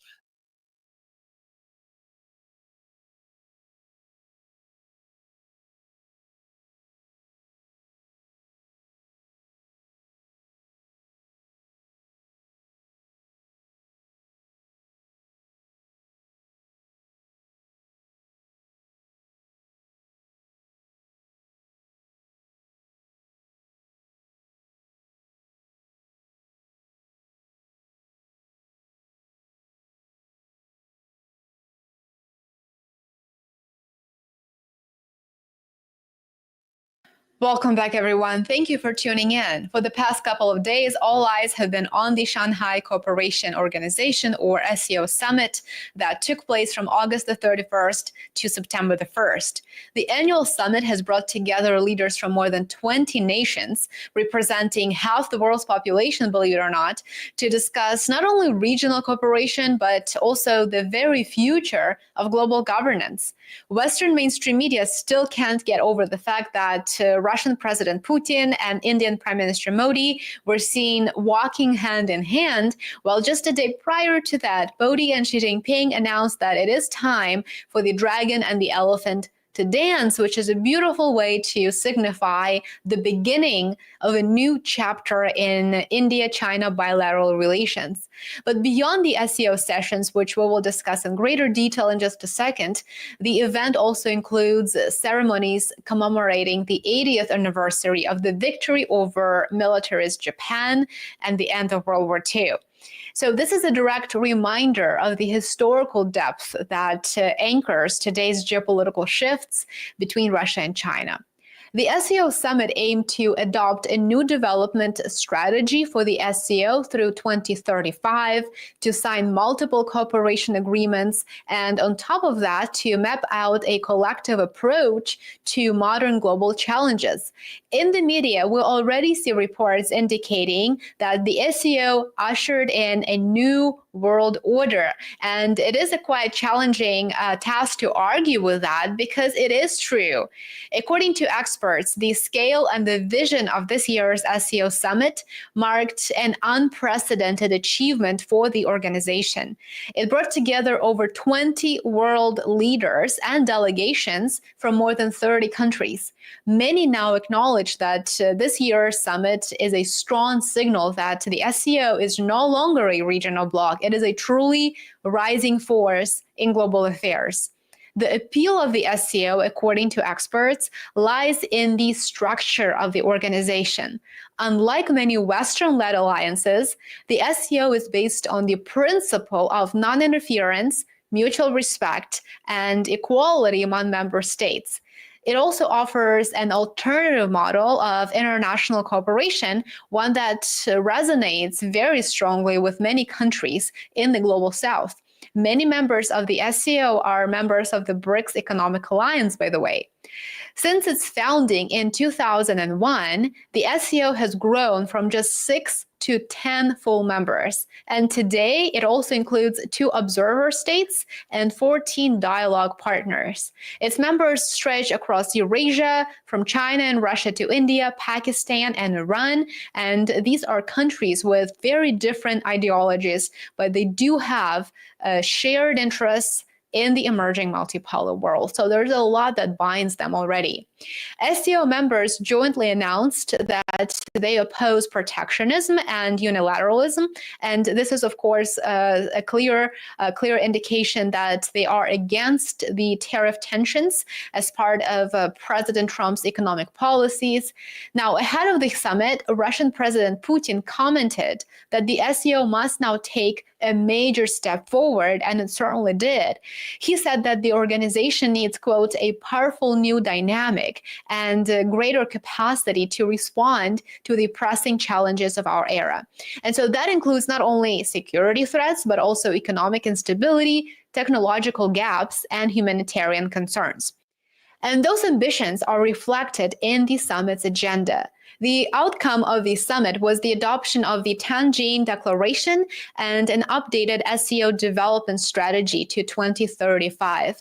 Russia's ambassador to China also confirmed that around 20 key documents were set to be signed, and they covered regional security, economic collaboration, and cultural and humanitarian ties. So you see that this is very, very broad in scope and covers a variety of areas, not just economic cooperation, not just security cooperation, but truly sort of a very wholesome agenda. But the summit is not just about documents and declarations, of course. It's also a moment of diplomatic theater. One meeting that drew global attention was between Xi Jinping and Indian Prime Minister Narendra Modi. It was Modi's first trip to China since 2018, and it came amid growing friction between India and the United States, including rising tariffs on Indian goods. And during that meeting, Modi emphasized that China and India should not see each other as rivals. Xi then echoed that sentiment, and he stated that in a world that is filled with conflict and chaos, the 2 Asian countries must be, quote, friends and partners, so that the dragon and the elephant can dance together, using Xi Jinping's words. Among the most significant key takeaways from the SCO this year, I would name the following. China and India are cooperation partners, not rivals. This is a sentiment made by Xi Jinping himself, and of course, PM Modi echoed that sentiment and supported the initiative. Xi also said that he supports Azerbaijan joining SCO. Now, I think this is a controversial statement, and I would be curious to see how President of Russia, Vladimir Putin, reacted to it, although I'm sure he was well aware that that statement was going to be made by China. But given the latest Azerbaijani President Ilham Aliyev's trip to Washington and his deal with Armenia's PM Pashinyan to allow the United States to use the Zangezur corridor and then to rename it to Trump route, I would imagine that Azerbaijan joining SCO would be a quite interesting conversation to have among the bloc's members. China is ready to stand and cooperate with Belarus. I think this is a very important and very strategic statement to make. It is a signal of support, not only for Belarus, but also for Russia. The goal of this year's SCO summit was to unite Asia's major powers and to offer an alternative to the dominance of Western institutions. Bloomberg, for example, reported that Beijing is actively building a network of partnerships that could rival the US-led world order. And then you have to question, well, why wouldn't Beijing do that in Asia? Of course it would. It is a great power in that area of the world. And it's not just China and India, by the way. The summit included leaders from Mongolia, from Egypt, Turkey, Indonesia, and many more countries. Their presence underscored a very clear message, and that message is a large and growing segment of the world is seeking new centers of gravity, new centers of power, and they're finding it in the SCO as part of the BRICS bloc and also in the process of alignment among members of the Global South. What's interesting is that Western media have not missed the message. Outlets like Reuters and Bloomberg have reported with very cautious concern about the SCO's expanding scope from its roots in counterterrorism cooperation to a broader agenda that includes economic integration, military dialogue, and geopolitical alignment. Some analysts argue that China is leveraging the summit to push back against Western influence and to promote a more equitable global order. The SCO is emerging as an alternative center of global governance, and it is quite clear now, especially following the 2025 summit. The growing strategic cooperation between China and India is a potential game changer if these two countries, despite past tensions, can align their interests. It could significantly accelerate the formation of a more balanced and less Western-dominated world order. Like BRICS, the SCO is becoming a pole of power on its own. These two blocks, the BRICS bloc and the SCO, they're quite complementary, I would say. Together, they represent a challenge to the old hierarchies and a new vision of a more multipolar world. Thanks so much for watching. Please show your support.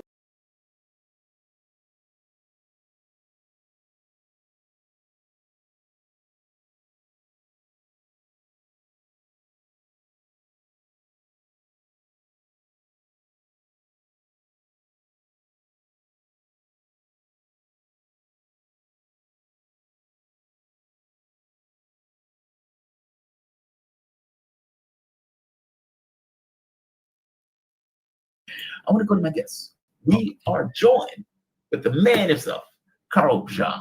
Carl, thank you for this, man. I always appreciate your visits. And just to give the audience who you are, I think they don't, but still.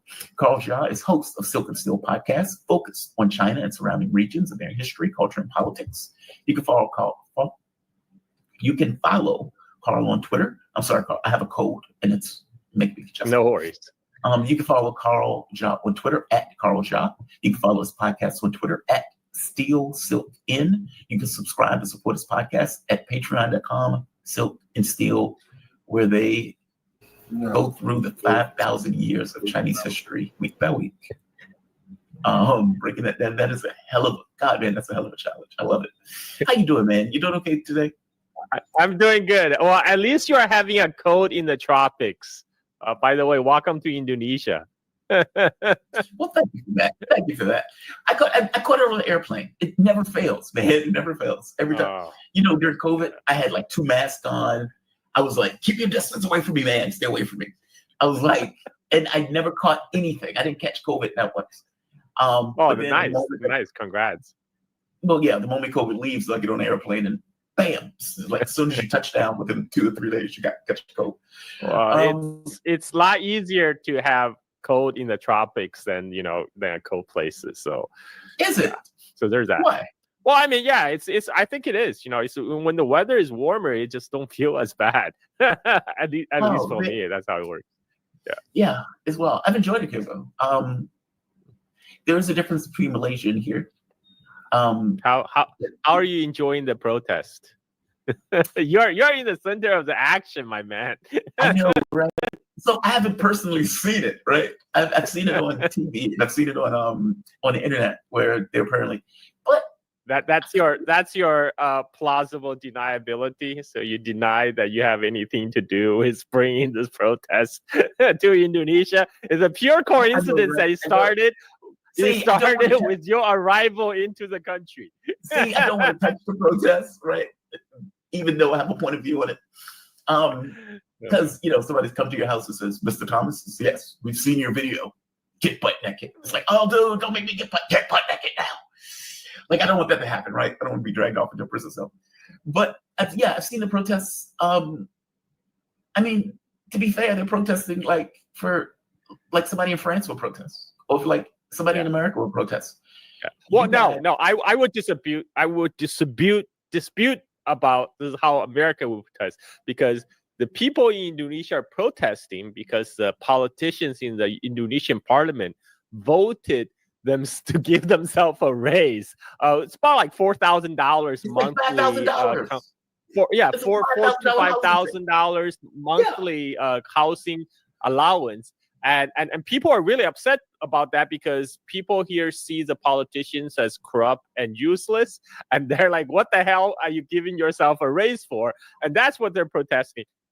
In America, we both know, all the Americans know our politicians are the best politicians the money can buy. Oh, they don't think that. They're all millionaires. They're all millionaires. They're all millionaires. They're all corrupt.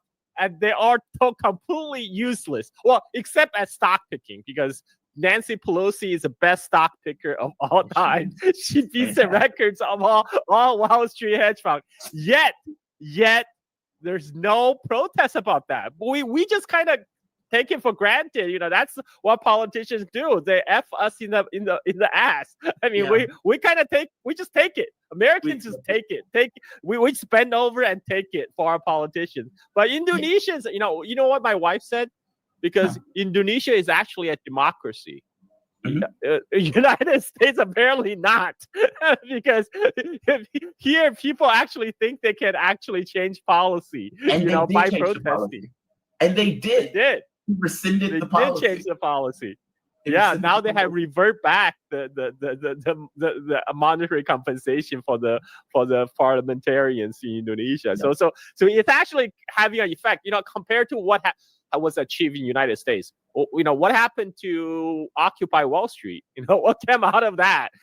I mean, what exactly, Obama? What's wild? The reason why I say it's kind of like anywhere else is because it's about the immiseration of the working class. It's like, dude, we are struggling, and you're giving yourselves a $5,000 a month raise to live in Jakarta. Are you out of your mind? It's rational, right? Like, it makes sense. They should be outraged. Hence, burning stuff and what X number of people get killed. Well, I don't know about burning stuff because, I have Indonesian friends who told me, look, we don't think it's the students that's burning stuff. I mean, there's obviously agent provocateurs. The question is, who is really behind those agent provocateurs? But it's not the students who are burning infrastructures and bus stops and stuff like that. Most of the students, they just want the politicians to not be so blatant about their corruption. But anyway, I mean, I know there's a lot of speculation on who might be behind those agent provocateurs, but I don't want to speculate right now. It's too early to tell. I don't have I like to point fingers, but only when I have solid evidence. No, it's been wild. I saw I was just watching with curiosity. It's like France. It's like, what do you mean you're creating a fuel tax where you're charging us all of this money for fuel? This is outrageous. And then you have Occupy Wall Street, just kind of not Occupy. Yellow vests just spring up, where you get 80% of the population agree with the protests. It affects change, but that doesn't happen in the U.S.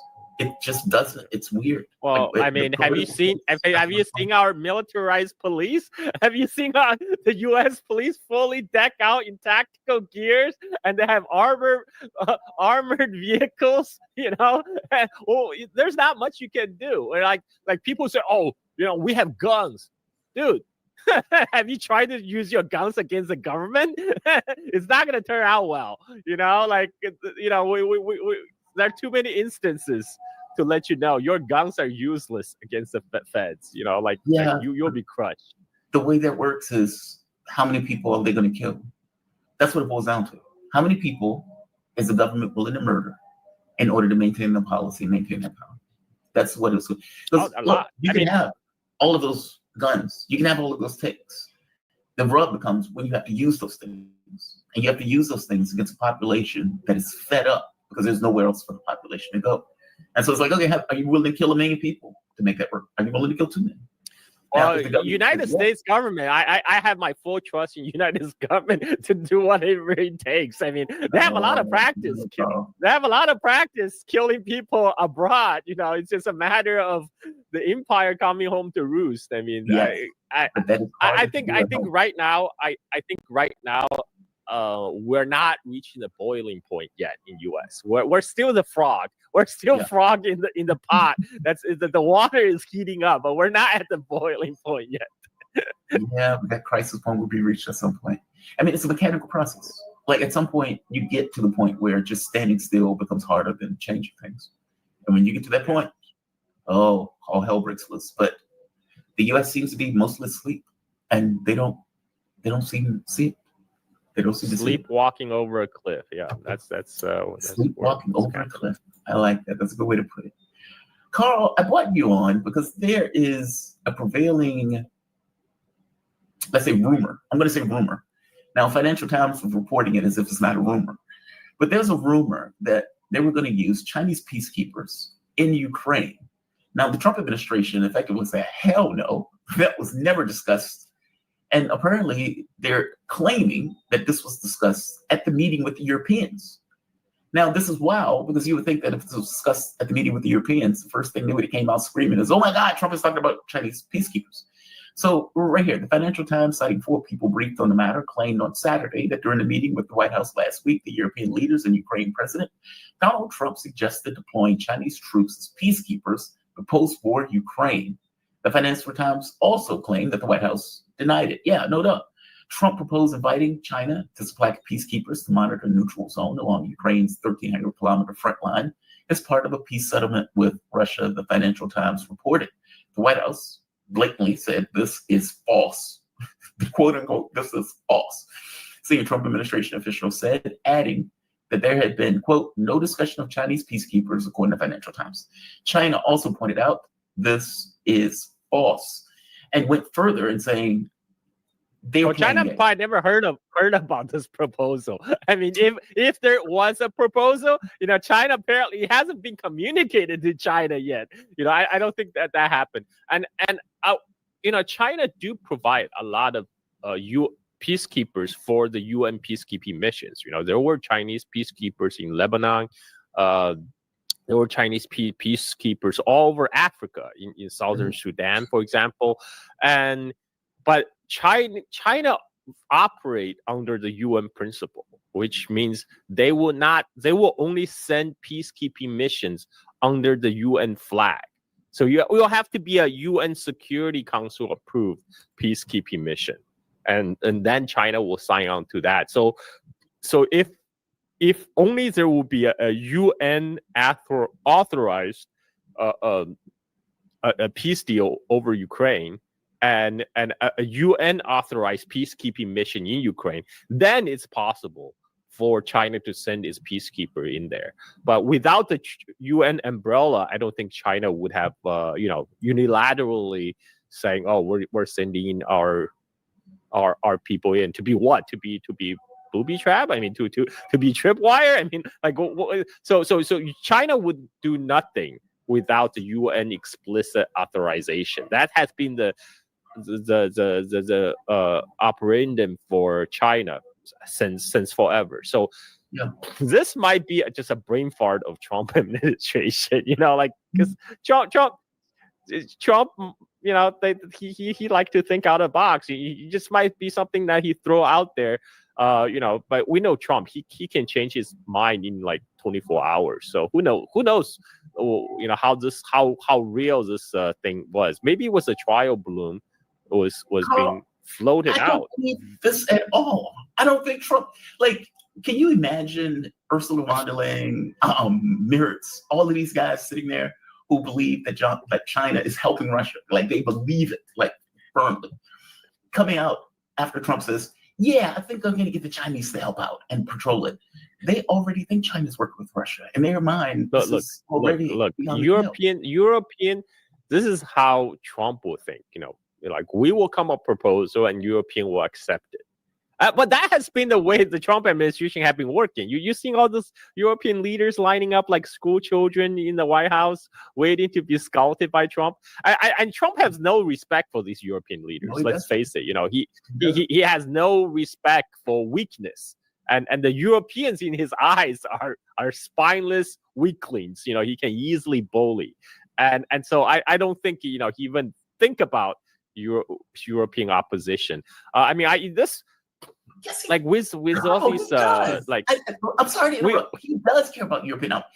Axios is reporting that the Trump administration and The Atlantic that the Trump administration is pissed off at Zelensky and the European Union because they're doing everything in their power to put the kibosh on any kind of deal. Basically saying they're doing everything in their power to stop my deal. I suspect this is the European Union setting this as a booby trap, not something that Trump said. And mind you, I think Trump lies as easily as he breathes. So agreed. I just don't get the sense that he would have put this up. But I could be wrong. I mean, this is a trial balloon of some sort. You might be right. You might be like European Unions. You might be White House. But these are structured leaks, right? These leaks to Financial Times. They're never like just some random, in the government, some disgruntled government employees decide to give this juicy piece of information to the news. This is how Western journalism works. It's all strategic leaks. This is so this could be a trial balloon. I agree, from either side, from European Union or from Trump, to see how it's been received by the public, right? And then they plan the next step. But from China's perspective, no Chinese peacekeepers would be deployed anywhere without explicit UN Security Council authorization.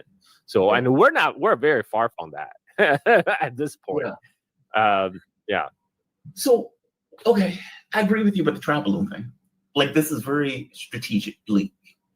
Now, China is pointing out that the Europeans are still repeating this and talking about this, despite the fact that China and the White House said, this didn't happen. And like you pointed out, China's like, this is news to us.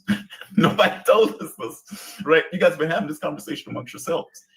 Why would they put this leak out? I mean, because Europe up to this point hasn't wanted China anywhere near this process. They've wanted to put troops. They are getting desperate, Jamar. They're getting desperate. Russia is winning the battlefield. Trump is ready to wash his hands, and so the Europeans, they seen themselves as holding the bag, and so they're getting desperate. And recently, there's another Ukraine. They released a video. They have captured Russian drones, and they found a Chinese parts, right? The drone parts, and that shows actually has footage from Chinese factory. Like we know this for 3 years. I mean, I tweeted, I'm like, Ukrainian patriots should really punish China by boycotting Chinese drone parts from Ukrainian drones, because both sides use Chinese drone parts. Let's just face it. Neither side could have carried on this drone warfare this long without Chinese parts from Chinese suppliers. And these are not Chinese military grade parts. These are Chinese commercial drone parts produced for like Chinese commercial drone makers like DJI, right? They're meant for you to take a picture, make a video. It's other people decide to militarize them. These are civilian commercial parts. These are not military grade drone parts that China is supplying to either side. And in fact, like, even if China tried to actively ban it, there's so many channels for either Ukraine and Russia to source them, because they can just go to a third country that has commercial relations with China where they can get Chinese commercial drone parts. So this is the reason they're now trying to blow the story up. Oh, China is supplying drone parts to Russia.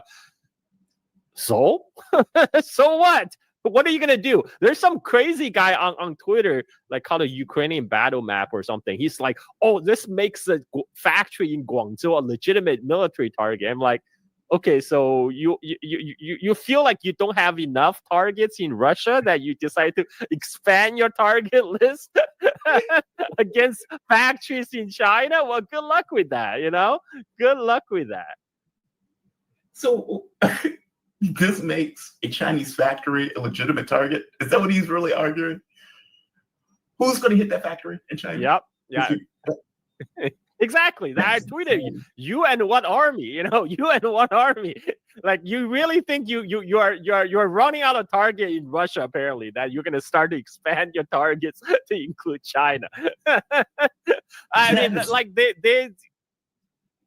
Insanity. These people, they're desperate. They're really desperate. And by the way, right now, Putin is shaking hands with Xi Jinping in Tianjin over the SCO summit. SCO. And also Modi was there as well. Modi actually made sure he structured a photo op where he's getting Xi Jinping, Putin, and himself all holding hands, right? And this is it, of course, come as a response to the U.S. appliances additional tariff against India for purchasing of Russian oil. And Modi is showing, hey, look, here's my buddy Putin. We're all good. Here's my buddy Xi Jinping, right? And look at them all laughing together. By the way, what Trump had helped achieve, this is the plan of Putin's predecessor as Russian Prime Minister, Yevgeny Primakov. This was back in 1999. Russia under Primakov promoted RIC, Russia, India, China, as a triangle of anti-Western hegemony bloc.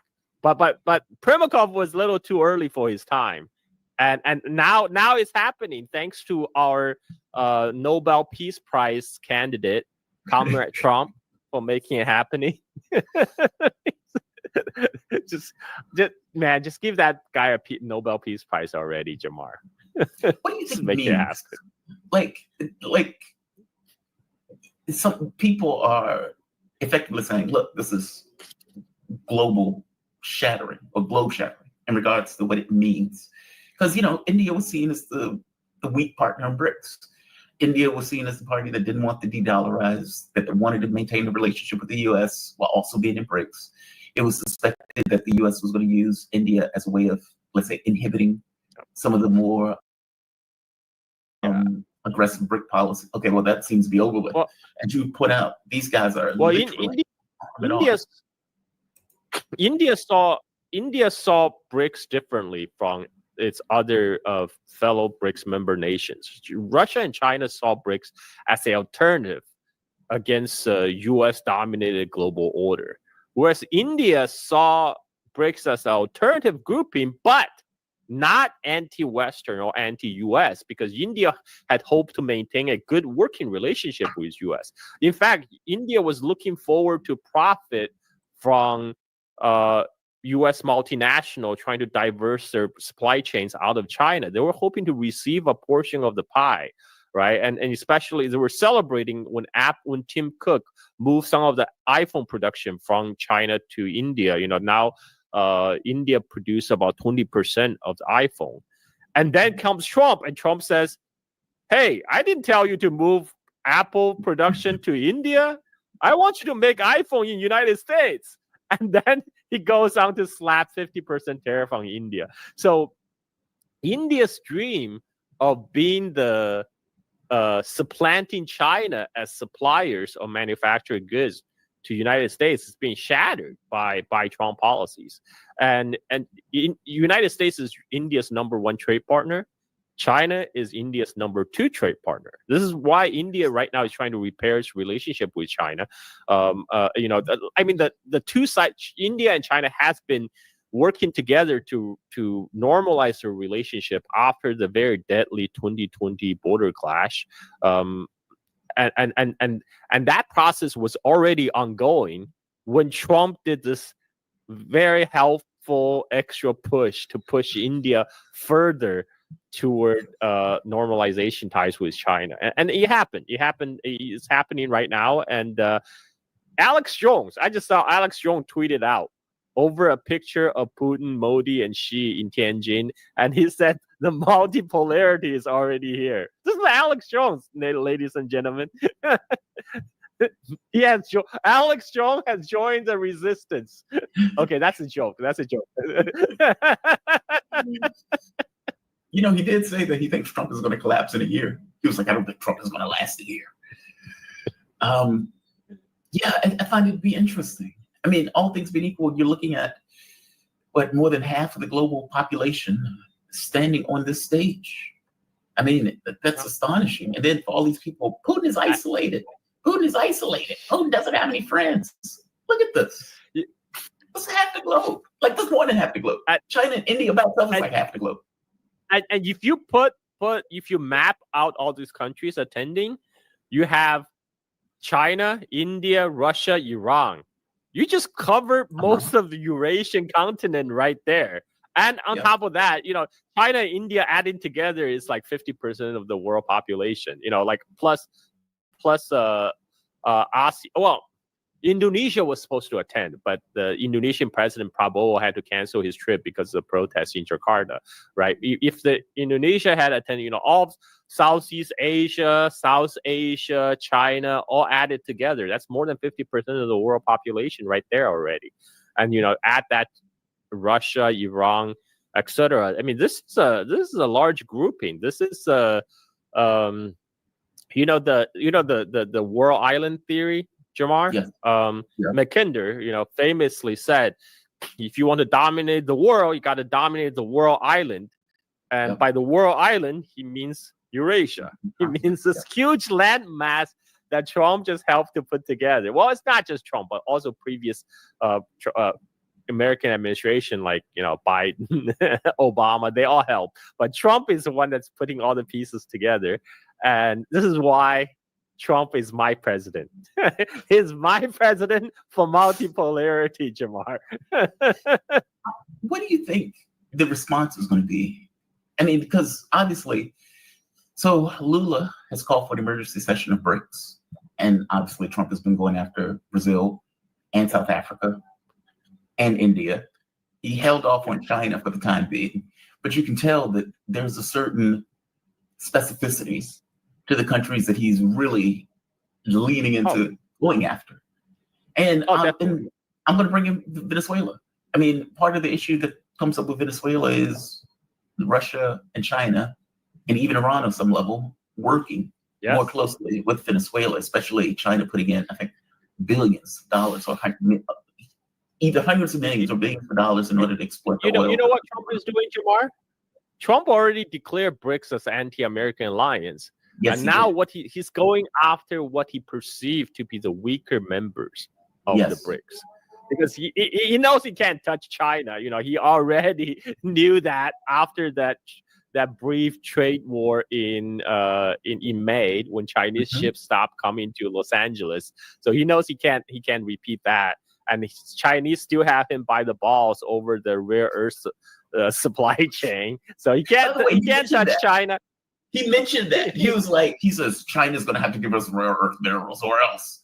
He's like, or else what? Or else, he said, or else I'm going to slap 200% tariff. Yeah. And they're like, go ahead. How is that going to solve anything?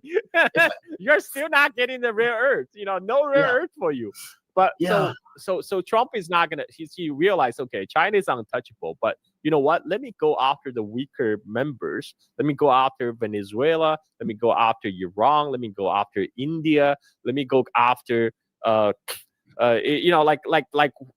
Brazil. Let me go after Brazil. Yeah, let me go after Brazil, because Trump is a bully, Jamar. Bully. Trump does not. He only respects strength, and he will prey on weakness, and precisely because countries like India, they don't have a smart card to play when it comes to bilateral relationship with United States, because a lot of Indian companies, they depend on providing service, back-end office work for U.S. multinationals, that Trump's felt, I got them by the balls. They will have to come to Washington and bend the knee and kiss my ring. But India, to give India credit, Indians' leadership, they actually have more backbones than the European. Well, everybody has more backbones than the Europeans, but they actually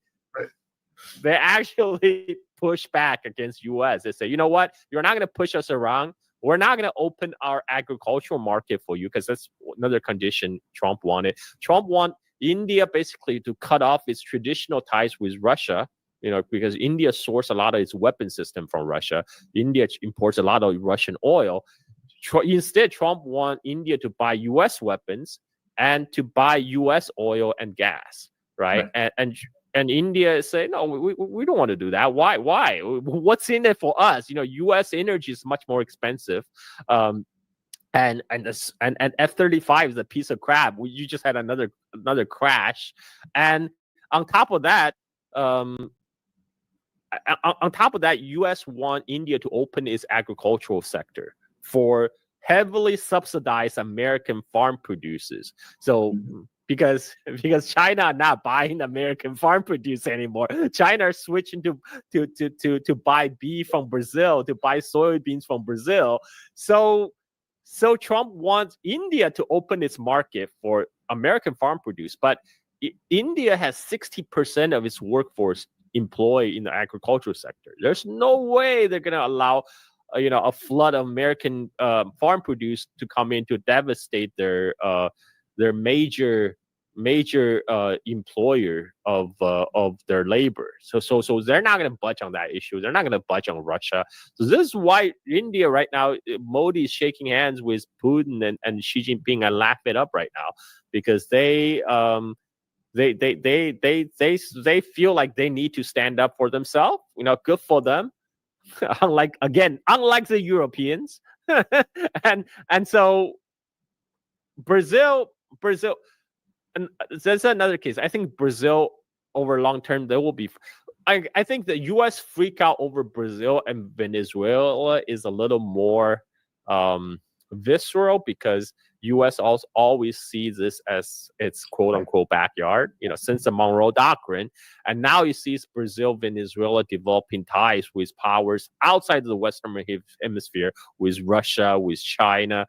And U.S. is having a freak out about that. This is why they're freaking out about the quote unquote Chinese ownership over Panama Canal ports. Trump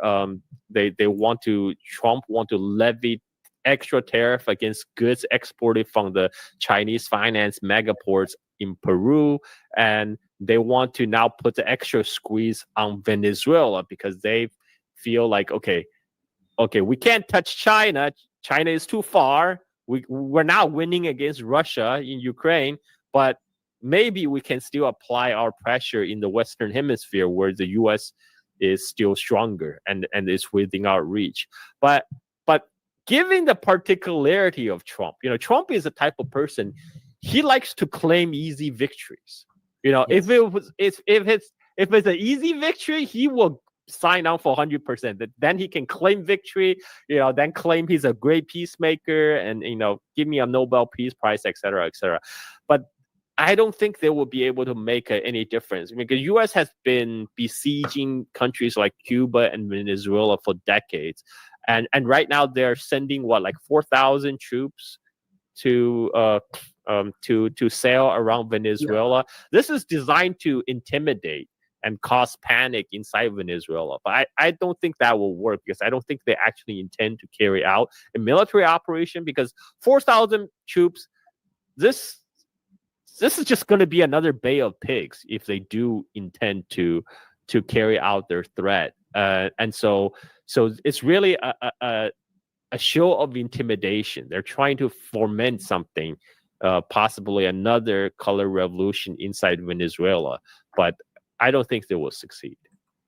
How do you think these BRICS countries are going to respond? I mean, if they're having this emergency meeting, well, two things. One, the fact that the main parties of BRICS are meeting now. Well, met yesterday, I suppose, by their time. Well, so BRICS and SCO are different, right? BRICS is different. Economic. It's the overlap, major overlap. BRICS is the Economic Cooperation Forum. SCO is a security cooperation forum that started by Russia and China. Is securing their economic capability, meaning they overlap. The countries overlap. Yeah, I think that there's a lot of room for cooperation among BRICS members to push back against the Trump tariff, because that is their economic. That's not their sphere, the economic cooperation. And as I mentioned on your show many times before, these countries individually, they might have a weaker hand dealing with the United States, but if they can present a united front and then to deal with U.S. as a bloc, they will have much more negotiation power, and they will have a lot more bargaining power. Meaning, is that what you think all of these leaders are going to do, and BRICS are going to do? I don't think that they intended to do that in the beginning, but I think Trump's escalating action is now forcing the BRICS members to coalesce together. And I think, right now, China is already showing solidarity with India on the trade issue. They say, look, we're against bullying, unilateral bullying on international trade. We demand that our sovereignty to trade with whoever we want be respected, right? And so, yeah, I think, and there's another for countries like Brazil, for example. China has already diverted a lot of trade from United States to Brazil, particularly sourcing agricultural products. China, on Chinese supermarket now, the American beef are being replaced with Brazilian beef. They're getting more soybean from Brazil. They don't need United States. China has prepared for the last 7 years to decouple from the United States, and so Brazil will find a ready buyer in China's burgeoning market.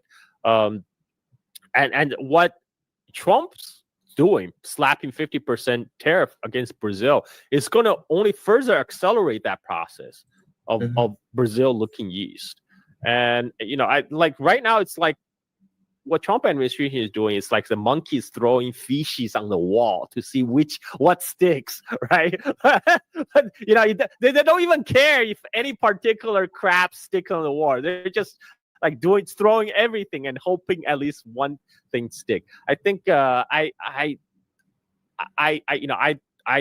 don't put too much stock on any grand strategy behind Trump's actions. So as long as BRICS members can come together and have a coordinated action, I think they will be fine. I think they will do fine because, as I mentioned, BRICS in the economic terms, they're in power purchase parity terms. BRICS economy is already larger than G7. Right. And that gap continued to grow because the BRICS members are growing. Russia is growing faster than European countries, and add India and China. They already have they have the market, they have the energy.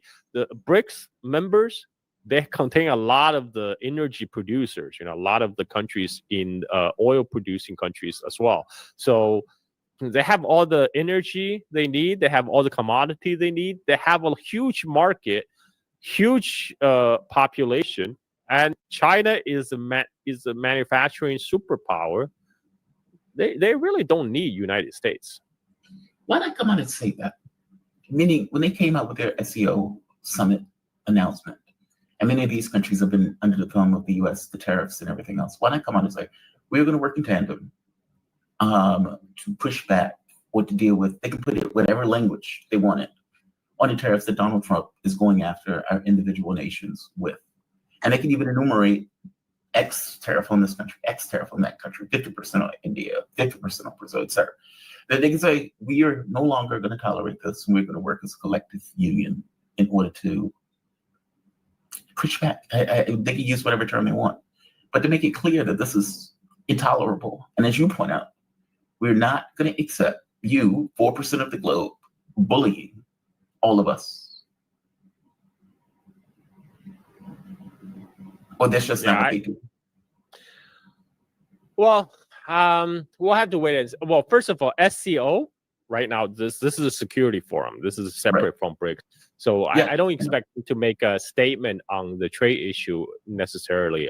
And also, there's some nations like Armenia and Azerbaijan leadership who are also kind of cozy with Washington right now. So there's an interesting dynamic going on there, and so I don't expect a statement coming out of SCO, but in the coming BRICS meeting, we might hear more statement. Brazil is obviously keen keen on that because Trump is basically interfering in their domestic politics by conditioning the 50% tariff on release of Bolsonaro, who this is completely internal Brazilian matter. Like United States is imposing its will on Brazil, trying to challenge Brazilian judiciary system. I mean, that's not acceptable to any sovereign nation. So I think I think we'll just have to wait until the next BRICS meeting. I expect with the emergency meeting being called, I expect they might be working something right now behind the closed door, because a lot of these meetings, right, it's really mostly for photo ops. A lot of the solid groundwork already been laid out, already been worked behind the scenes by diplomats from these countries, and when they meet, it's really to sign the deal and make it public. So I'm sure they're already working furiously right now, trying to figure out a coordinated response to the current Trump tariff war. Interesting. I'm going to show you a clip. This is somebody who's being very honest. That to a U.S. audience, this level of honesty feels and sounds okay. To the rest of the world, this is a terrifying level of honesty coming out of the U.S. I'm trying to figure out who she is. U.S. General Laura Richardson. U.S. General Laura Richardson. Listen to what General Richardson. Listen to what she has to say. If I talk to my number 2 adversary in the region, Russia, I mean, I've got, of course, the countries, Cuba, Venezuela, and Nicaragua with Russia relationships. But why this region matters, with all of its rich resources and rare earth elements. You've got the lithium triangle, which is needed for technology today. 60% of the world's lithium is in the lithium triangle: Argentina, Bolivia, Chile. You just have the largest oil reserves, light sweet crude, discovered off of Guyana over a year ago. You have Venezuela's resources as well, with oil, copper, gold. We have the Amazon, lungs of the world. We have the 31% of the world's fresh water in this region too. I mean, it's just off the charts. We have a lot to do. This region matters. It has a lot to do with national security, and we need to step up our game. Ain't that amazing? I love her honesty. It's not about freedom and democracy. It's not about your sovereign states. It's not about any of that. We have national security issues with your reserves. Your resources. Your resources present a national security problem for the United States. Yes. Because you have too much of it. It's like, Russia, China, these places. But the issue is the resources. We need to get our hands and control those resources. It's national security for us. This is why, Jamar, this is why I really appreciate Trump administration for bringing honesty to the foreign affairs messaging. Before Obama, Biden, the world sugar-coated about, we work with our partners, in private-public partnership to promote, to build a world back better. And, that never happened. But Trump just rip away the emperor's new clothes and say, hey, give us the oil. Give us the gold. And they're going after Venezuela because Venezuela has the world's largest proven oil reserve. And the type of oil Venezuela produces, they're the heavy crude. And just so happened that most of the U.S. refinery in the southern United States are built to refine heavy crude, match exactly the type of oil that Venezuela is producing. So U.S. has been, butthurt about being pushing out of Venezuela's oil sector for decades now, and they want back. They want to be back. They want to be back to be dominating that. And this is they mentioned lithium. I don't even know why they mentioned lithium, because lithium is important because the EV transition, and right. Trump already said he's not for EV transition. He wants to go all the way with oil and gas. But anyway, so South America, they still see South America as Americans' backyard. Even though, like, if you look at Brazil is actually very, very far from the U.S.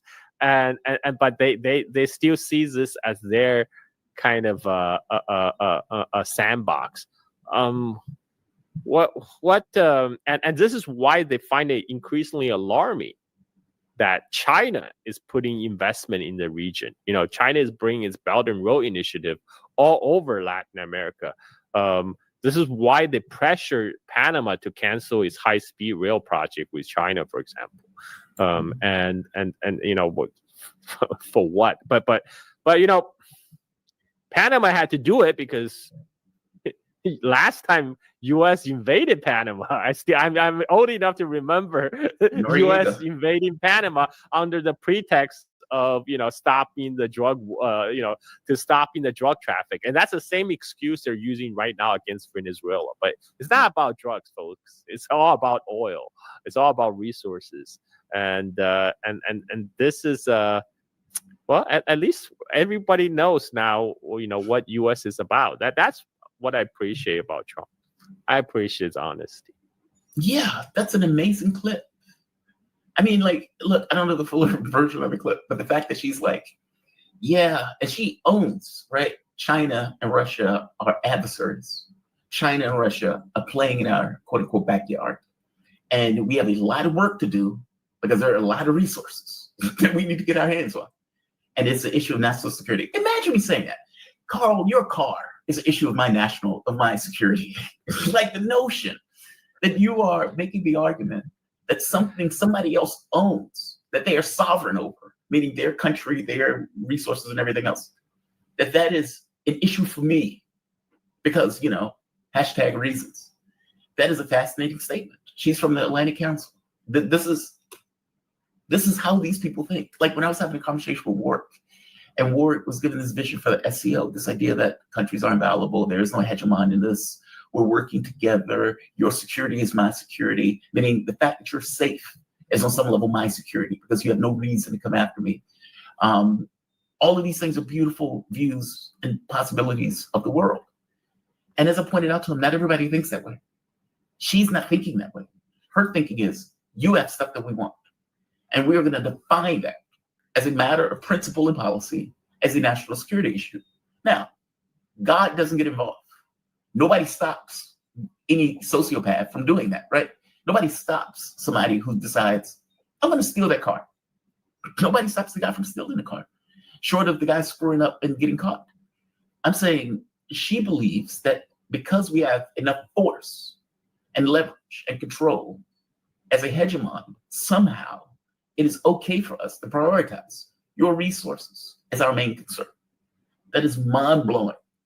Like these are the sociopaths. And she's openly saying it. It's not like this is in quiet whispers, like behind the scenes, like, yeah, this is what we really think. But we go out and say, no, these countries are sovereign, they're invaluable, and we need to protect the democracy and blah, blah, blah. They're not hiding the ball. They're not hiding the ball. They think it's okay. They know the American public will accept it because, hey, well, we're America, right? So it's okay for us to do this. I'm just finding that to be amazing. Give me your take on something else in relation to this. I have a hypothesis. I call it hypothesis. That an argument is being made across the world, ideologically. In one sense, you have SEO, BRICS, and they are making this argument of, we want countries to be equals. We want countries to work with one another. We don't want countries to use force with one another. Force is the last resort that we want to effectively engage in. We believe that safety is something that has to be shared by everybody or nobody, meaning you're not safe unless I'm safe, because if I'm unsafe, I'm going to make your life miserable, and vice versa. And they are espousing that argument to the world in what you've just seen in regards to the summit that they just held, or BRICS in regards to the summit that they held. And then you get her, who's the honest imperialist. And you get people like Trump, who's an honest imperialist. I'm going to put tariffs on you if you don't do what I tell you to do. This is naked hegemony, right? You get the European leaders that lumped into this kind of white Western world, this 14, 15% of the globe, that's decided to put their lot in with the United States in order to make this argument, because they believe that their lot is best served with a main power that they are no longer, associated with. Like if you ask Britain to put 10,000 troops somewhere, they'd be hard pressed to do it. If you ask Europe to come up with a European military, they'd be hard pressed to do it. These people are idiots. You got people like Halis, that twit, who goes out, China is bigger than Russia. And if we can't take down Russia, then how are we going to beat China? It's so confusing. Like, you get that from Europe. Am I insane on this? That it seems to be that the world, or let's say power centers of the world, economic, military, are making two very different arguments and saying that the world, on some level, gets to choose. And I think many of the world is choosing, even though some may be scared to kind of admit it openly. That seems to be what's taking place, kind of like the Soviet Union and the United States at one point. Give me a take on that. Do you think I'm overplaying what seems to be happening? That they're not really making the argument, it just seems that they're making the argument. Okay, so I mean, U.S. Well, I just remind me of the Tucker Carlson interview with Putin, when Putin says it doesn't matter who is the U.S. president, as long as U.S. leaders do not give up this mindset of hegemony, or this zero-sum mindset, nothing is going to change. And I don't think the U.S. I don't expect any change on the U.S. elite part. Well, for one thing, there hasn't been, like I said, we haven't rioted on the street over their useless and corrupt ways yet. And so but the rest of the world is already changing. They're already moving forward without US. But the difference between today and Cold War .1, I fully believe the US elite is trying to engineer trying to bring back Cold War 2.0. Because they thought, okay, we know how Cold War 1.0 worked. We won that. We crushed the Soviet Union. So it's just going to be a matter of time when China collapses, the Russia collapses, Iran collapses, whatever. And but right now the world is very different. And what China and Russia are doing is also very different from Soviet Union. They're not out to destroy the United States or the Western world. They're not even trying to export an ideology to the Western world. They just want to be left alone. And they actually are now working, on their own development without involving the West. But they're fully open to have a normalized relationship with the West at some point, right? They do not have that zero-sum mindset that's infected that mind bug that's infected in Washington, right? Yeah. So China, I said many times, China is not out to destroy the United States. China actually would like the United States to prosper because the United States still remain one of its largest trading partners. You don't want to kill your customer, right? And so yeah, it doesn't make sense, right? So China actually want United States to be a stable, functioning society, but just less crazy, just chill the F out, right? I mean, sir, this is a Wendy's, right? Just order your freaking hamburger and get the F out, but have a nice day. That's China's attitude, right? And then but so they're not looking to have a Cold War style confrontation. So what they're doing, they're building their own strength. They're building their own alternative multipolar world. And West, at any point, feel free to join. They're not trying to exclude the West from anything. It's the West that's trying to exclude themselves. U.S. now is building a wall around United States and its vassal states, right? To try to wall them off from the rest. Because U.S. think it's competing for global hegemony against China. But what actually China is doing, they're just trying to build global connectivity. So when United States is trying to wall off China, what they're actually building a wall around U.S., its European allies or vassals or whatever. But the rest of the world has already moved on.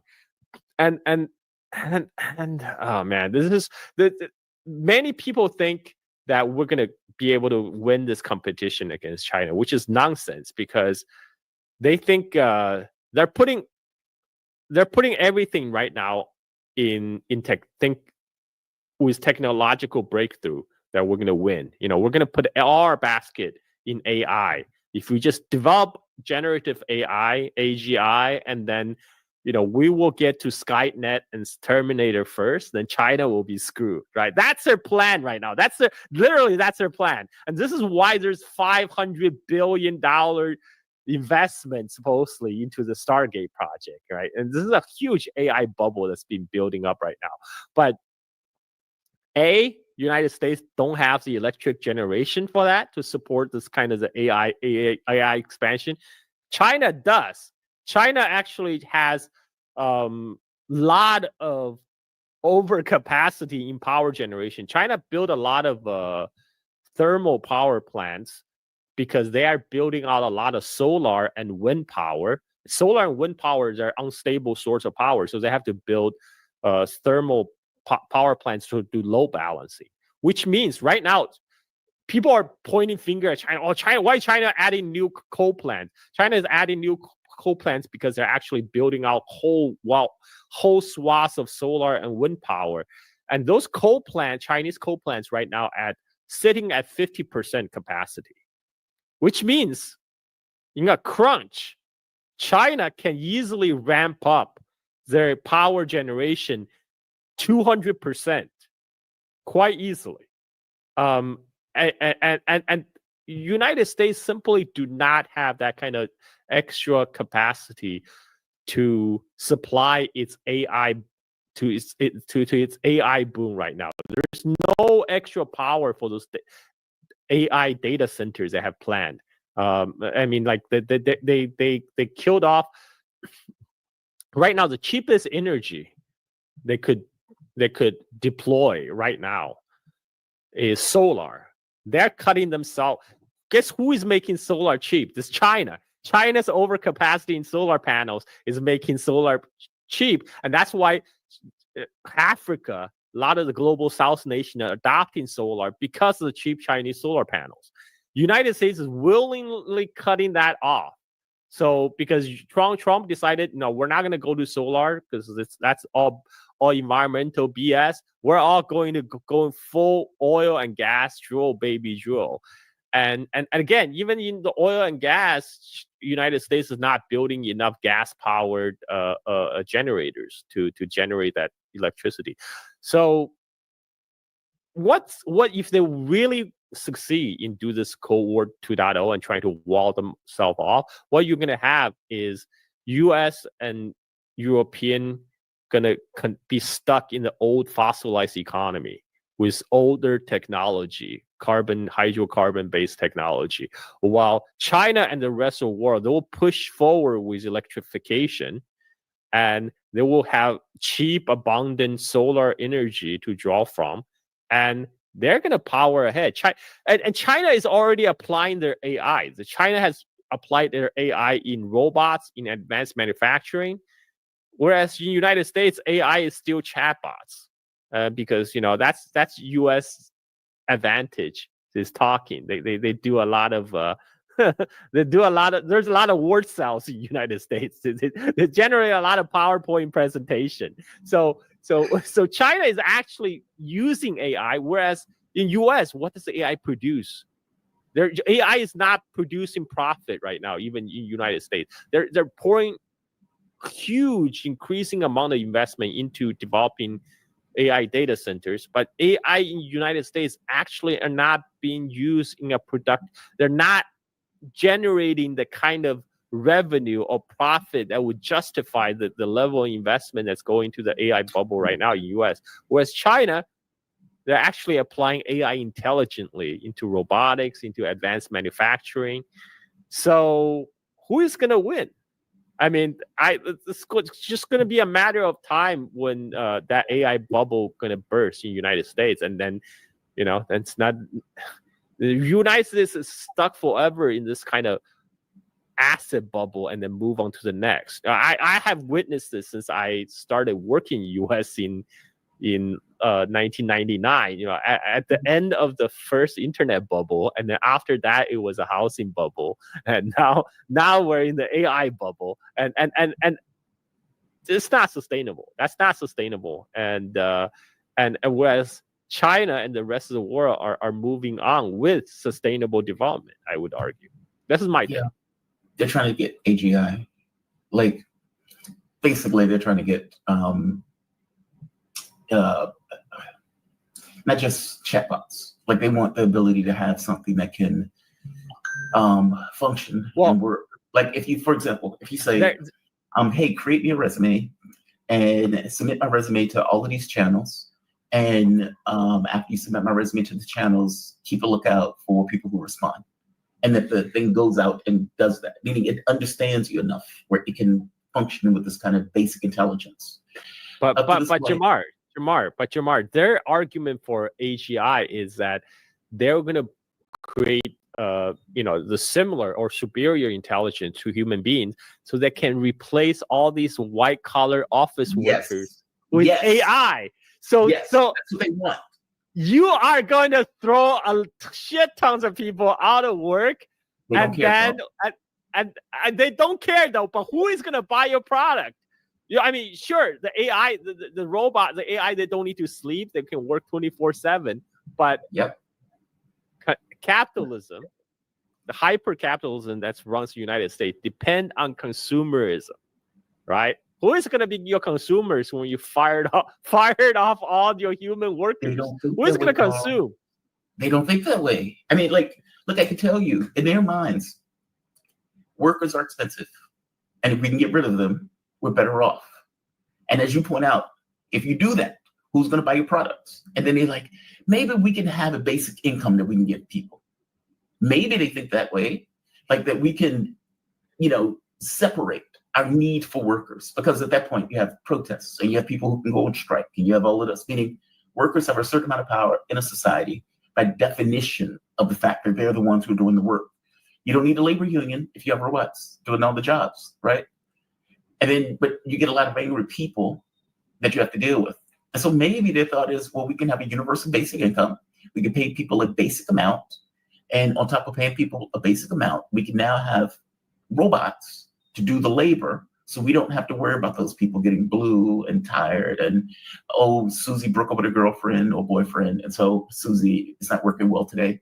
You can eliminate this most expensive aspect of work for the capitalists. I agree with you. That's exactly what they think, right? That's the reason why they move jobs overseas. Cheaper labor. Okay, but what if now I can get a robot to do it, and he can do it for $5 as opposed to 15 or 20, because these employees are complaining about not having stuff to eat. You're right. You're right. That's what they want. I agree with you. That's what they want.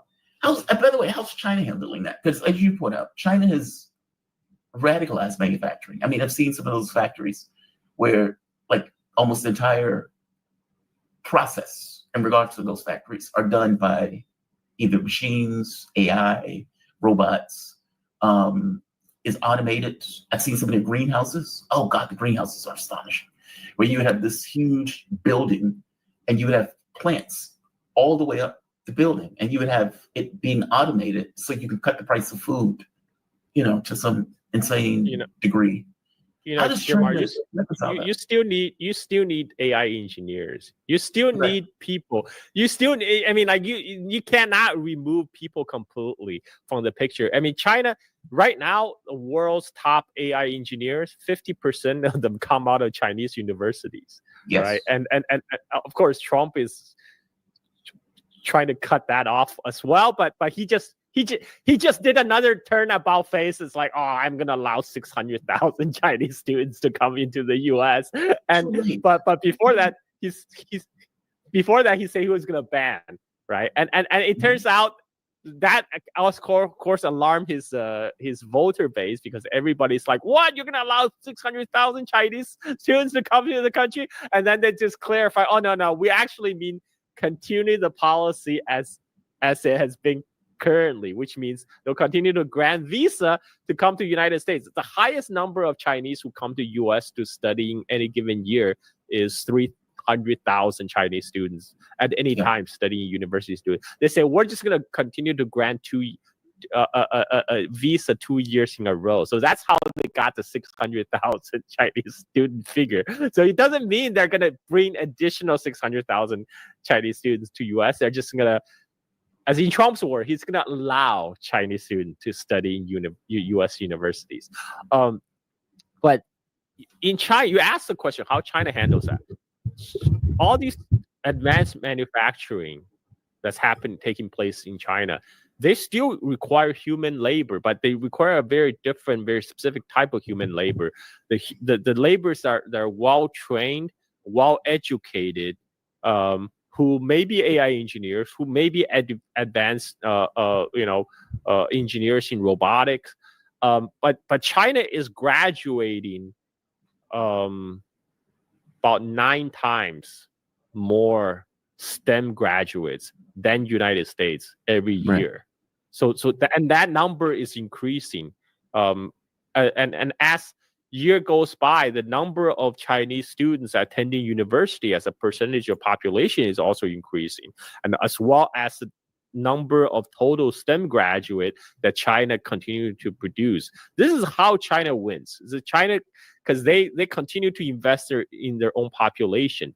They're more and more people are getting better education, and that's how they upgrade their economy, by investing in their people. And so yes, a lot of jobs, manufacturing jobs, old labor intensive jobs like making toys, making shoes, those jobs will be gone. Those jobs will either be automated or shift to countries like Vietnam or Southeast Asia. That's already happening today. But the Chinese children, Chinese graduates who are coming out of the school, they're going to get better jobs. They're going to work in those managing those automated plants.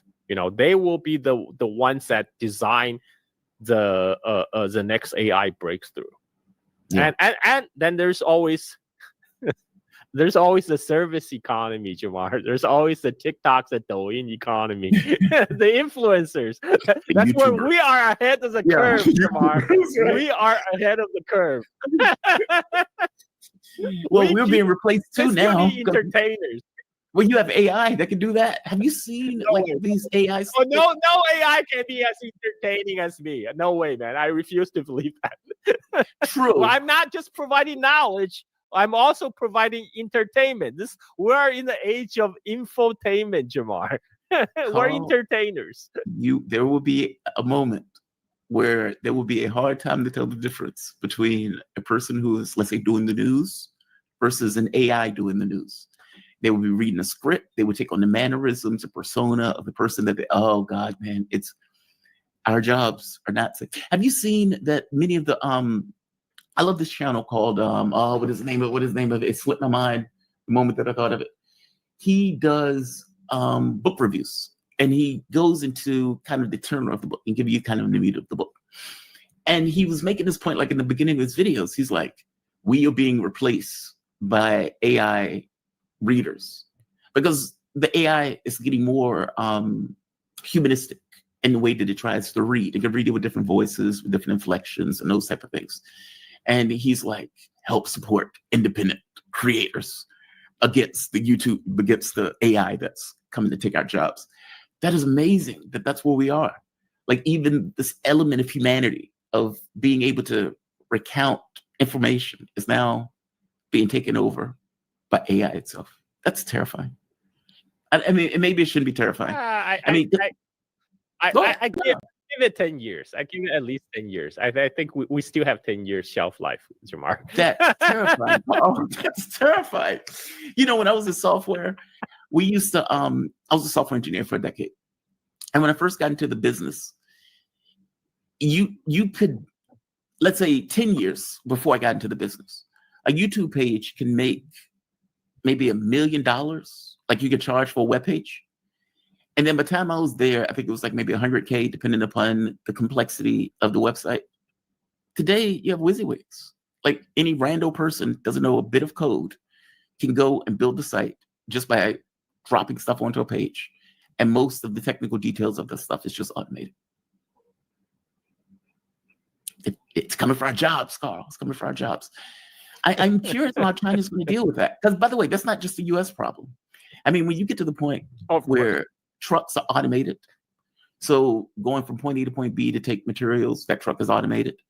Ubers, taxi drivers, all this stuff is automated. Okay, well, in the US, you have hundreds of thousands, if not millions of people out of work right off the bat, just from that technological change. Service industry, you walk into a 7-Eleven or some kind of gas station, it automatically dings your card for whatever you pick up and buy. No cashier is necessary. So maybe you had 5 cashiers, now you're down to 1. Supermarkets, you can already see take place. Meaning that change is going to not just happen here, it is also going to happen in China, a country of 1.4 million people, 4 billion people. Oh, that is going to be a hell of a change to transfer. Automated luxury communism, Jamar. That's what's. I think there will have to be some kind of universal basic income. I think that because you now you have abundance, right? Now you with a new technology breakthrough, you're gonna have you have created abundance. Now, again, you're gonna have running into the problem with where's your consumers, right? So you have to redistribute the wealth somewhat. Right. Right now the problem is not the fact that technology is advancing so fast. The problem is really the problem in the distribution.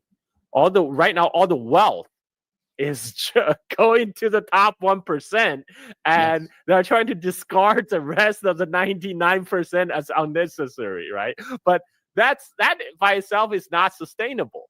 You can still need consumers. I guess there's some tech lords, tech bros in Silicon Valley think they will be on the top of the pyramids. They'll have all these robots and AI serving them, right? But like, if the AI is smarter than you, why do they need you? Why would they be serving you? What made you so important? I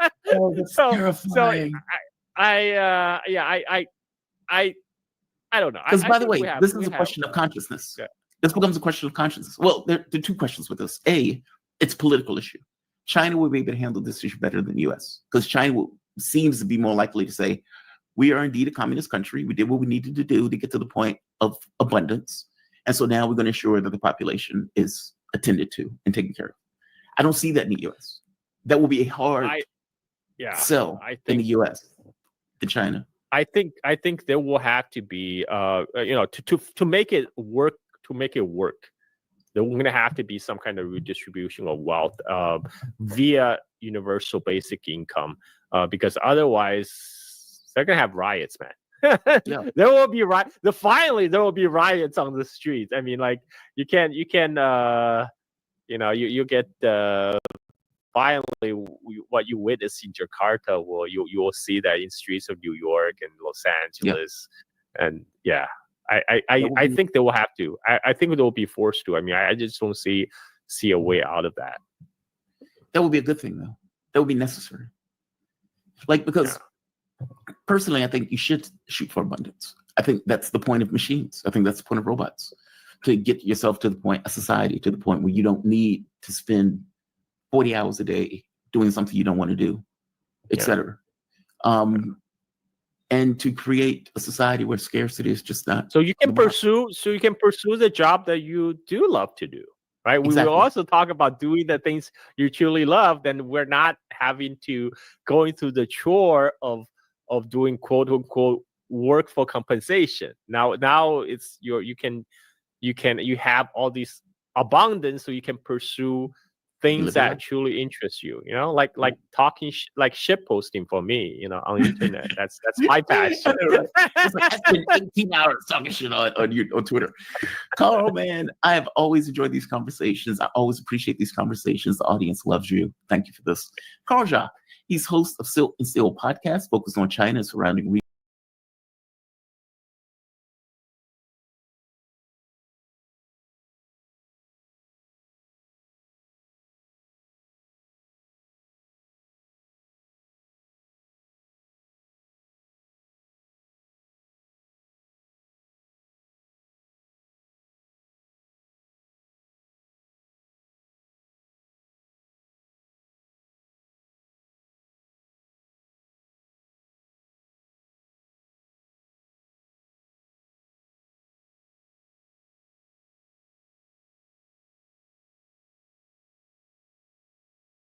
Media is also boosting coverage of the big parade next week, right, where the military is set to showcase Chinese leader Xi Jinping, who now stands alongside Chairman Mao in the pantheon of the country's iconic leaders. Chinese media is also boosting coverage of the big parade next week, right, where the military is set to showcase its anti-ship missiles, combat drones, and nuclear-capable ballistic missiles.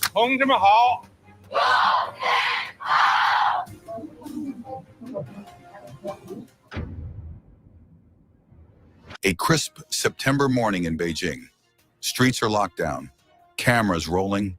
The world is watching. Suddenly, an armored convoy glides past the crowds, but this is no ordinary military parade.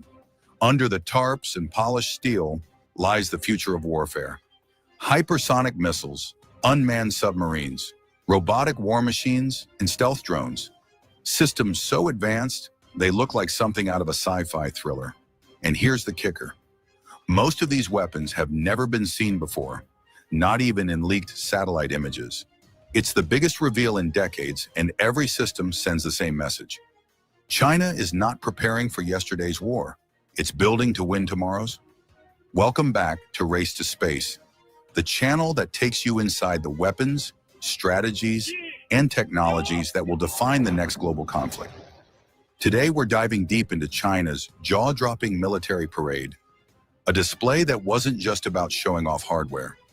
It was about signaling dominance, rewriting doctrine, and leaving Washington scrambling to catch up. Because if what rolled through Beijing is any indication, the era of American military supremacy might already be over. Every nation holds parades. But what China just did, it wasn't theater, it was a strategic declaration. For decades, these parades were ceremonial, held every 5 or 10 years to showcase incremental progress. But this time was different. China revealed dozens of next-generation weapons, many of which had only been rumored in defense circles. Some so advanced they could render traditional U.S. strategies obsolete. From hypersonic missiles that make U.S. air defenses irrelevant, to autonomous underwater weapons capable of slipping past naval blockades, to robotic ground units and stealth drones designed to dominate contested skies. This wasn't a military review. It was a warning shot. And if you think these systems are decades away, think again. Some of them may already be operational. So what exactly did China unveil? And why does this parade mark the beginning of a whole new era in warfare? Let's break it down.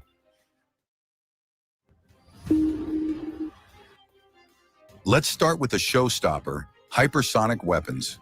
First up, the YJ-20, a maneuverable hypersonic missile designed to hunt moving ships at sea or strike hardened ground targets. It doesn't just fly fast, it flies smart, performing evasive maneuvers in its terminal phase, making interception nearly impossible. This isn't theory, it's the next stage of anti-access warfare. Imagine an entire U.S. carrier strike group evaporating before its jets can even launch. Next, the surprise player, YJ-17. This one looks like a scaled-down version of the DF-17's glide vehicle. The concept? A booster kicks it up to 40 kilometers, then it glides at hypersonic speeds, zigzagging through the upper atmosphere. Good luck intercepting that. Then comes the YJ-15, a ramjet-powered missile screaming at Mach 3 just above the sea. Flying so low it hides beneath radar, it's the ultimate ship killer in close quarters. And finally, the YJ-19, possibly China's first true hypersonic cruise missile. With a scramjet engine, this monster can sustain extreme speeds over long distances, adjusting its flight path mid-course. Think Russia's Zircon, but potentially more refined. All four fit inside the universal vertical launch cells on China's Type 055 destroyers, meaning Beijing can saturate targets from multiple directions with hypersonic salvos.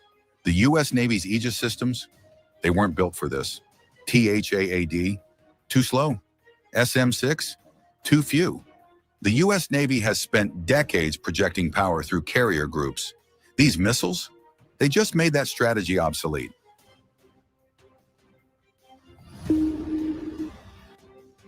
Now let's dive below the surface, because what rolled down Chang'an Avenue wasn't just about missiles. It was about autonomous sea power. The first jaw-dropper, a 20-meter-long torpedo-shaped drone, eerily similar to Russia's Poseidon. This isn't your average torpedo. This is a strategic weapon, possibly nuclear-powered, designed to crawl silently across oceans for weeks, even months, and detonate near enemy ports or carrier groups. Think of it as a submarine nuke on autopilot. But China didn't stop there. Another unmanned submarine, bigger, bulkier, with sensor masts and possible flank sonar arrays, was spotted under TARP. Its role?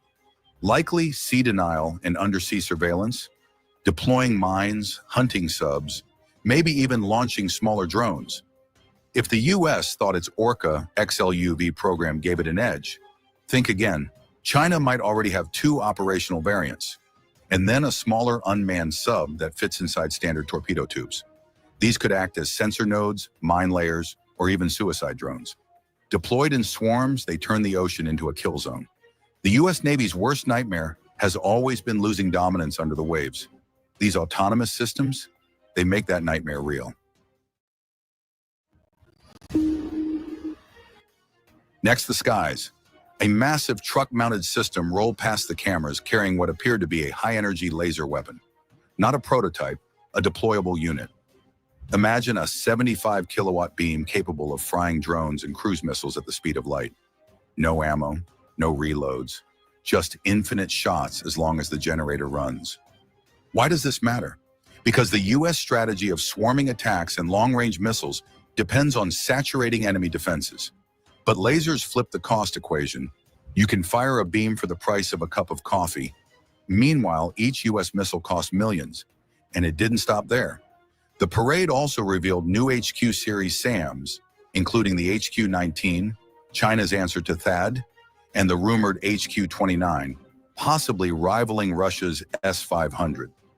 These systems expand China's anti-ballistic capabilities, threatening not just aircraft, but even US missiles in the boost phase. Air dominance used to be America's trump card, but in a world of lasers and next-gen SAMs, the skies are no longer safe.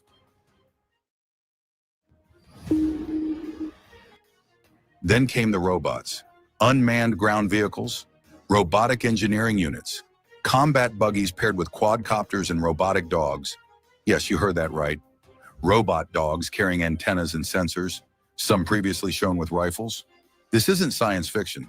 It's China's battlefield automation strategy coming to life. But the real game changer? Unmanned fighter-like aircraft. 3 distinct designs were spotted, possibly mock-ups, but make no mistake, the message is clear. China is betting on drone warfare at scale. One design resembles a smaller, stealthy fighter optimized for jamming or reconnaissance. Another, a tailless lambda wing beast, could be supersonic with internal bays. The third, a miniaturized cousin of the rumored J-36 6th-gen fighter. And then there's the GJ-11, a stealth UCAV that's already a legend in military circles. Add to that a massive unmanned helicopter built for naval scouting and anti-sub missions. Why does this matter? Because no other country is pushing this many combat drone designs simultaneously. The US has 2, China, at least 6. And when you combine AI autonomy, mass production, and swarm tactics, the numbers game flips. Suddenly, it's not about one F-35 versus one J-20. It's about one carrier versus 100 autonomous killers. Thanks for watching Race to Space, your front row seat to the future of warfare.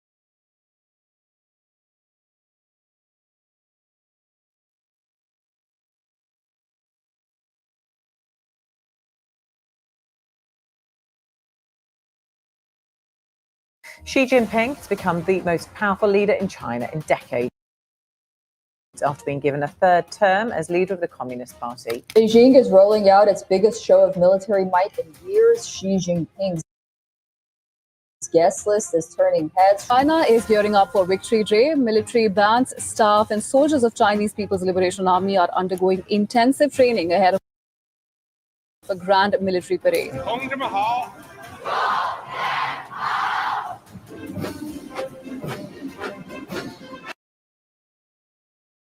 In the last video where we talked about China's upcoming military parade, we looked at the big guns, the hypersonic missiles, stealth drones, robotic machines, and even energy weapons. Thing is, it was more than a military parade. It was a message, a clear sign that something big was changing in how wars will be fought. If you haven't checked that video yet, we highly encourage you to watch it, because in today's video, we will go deeper into China's most anticipated arsenal showcase. Today, we'll go past the shiny metal and the powerful engines, and we'll discuss what really makes these machines dangerous. Because these are not just weapons anymore. They are all connected. Think of it like a giant web, a network where missiles, sensors, AI, and drones work together like one single mind. A system so fast, so smart, that it can make decisions before a human even reacts. This is called a kill web, and it changes everything. It's not just one jet fighting another or one missile against a ship. It's an entire system fighting as one. Satellites in space talking to ships in the ocean. Drones sharing data with fighter jets. AI predicting the enemy's move before they make it. It's like the battlefield has its own brain.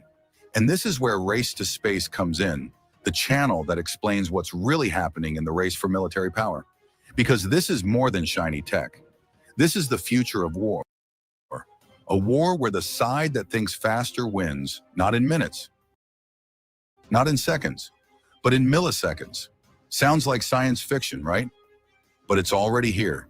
China is building it right now.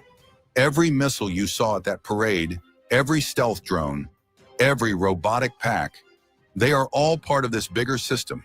A system designed to make sure China can hit faster, respond faster, and win before the enemy even knows what's happening. The old rules of war, they're gone. Speed is no longer an advantage, it's survival. And in this new game, whoever controls the web, controls the war. So stay with us. Because today we break down China's kill web, what it is, how it works, and why it has the Pentagon worried like never before.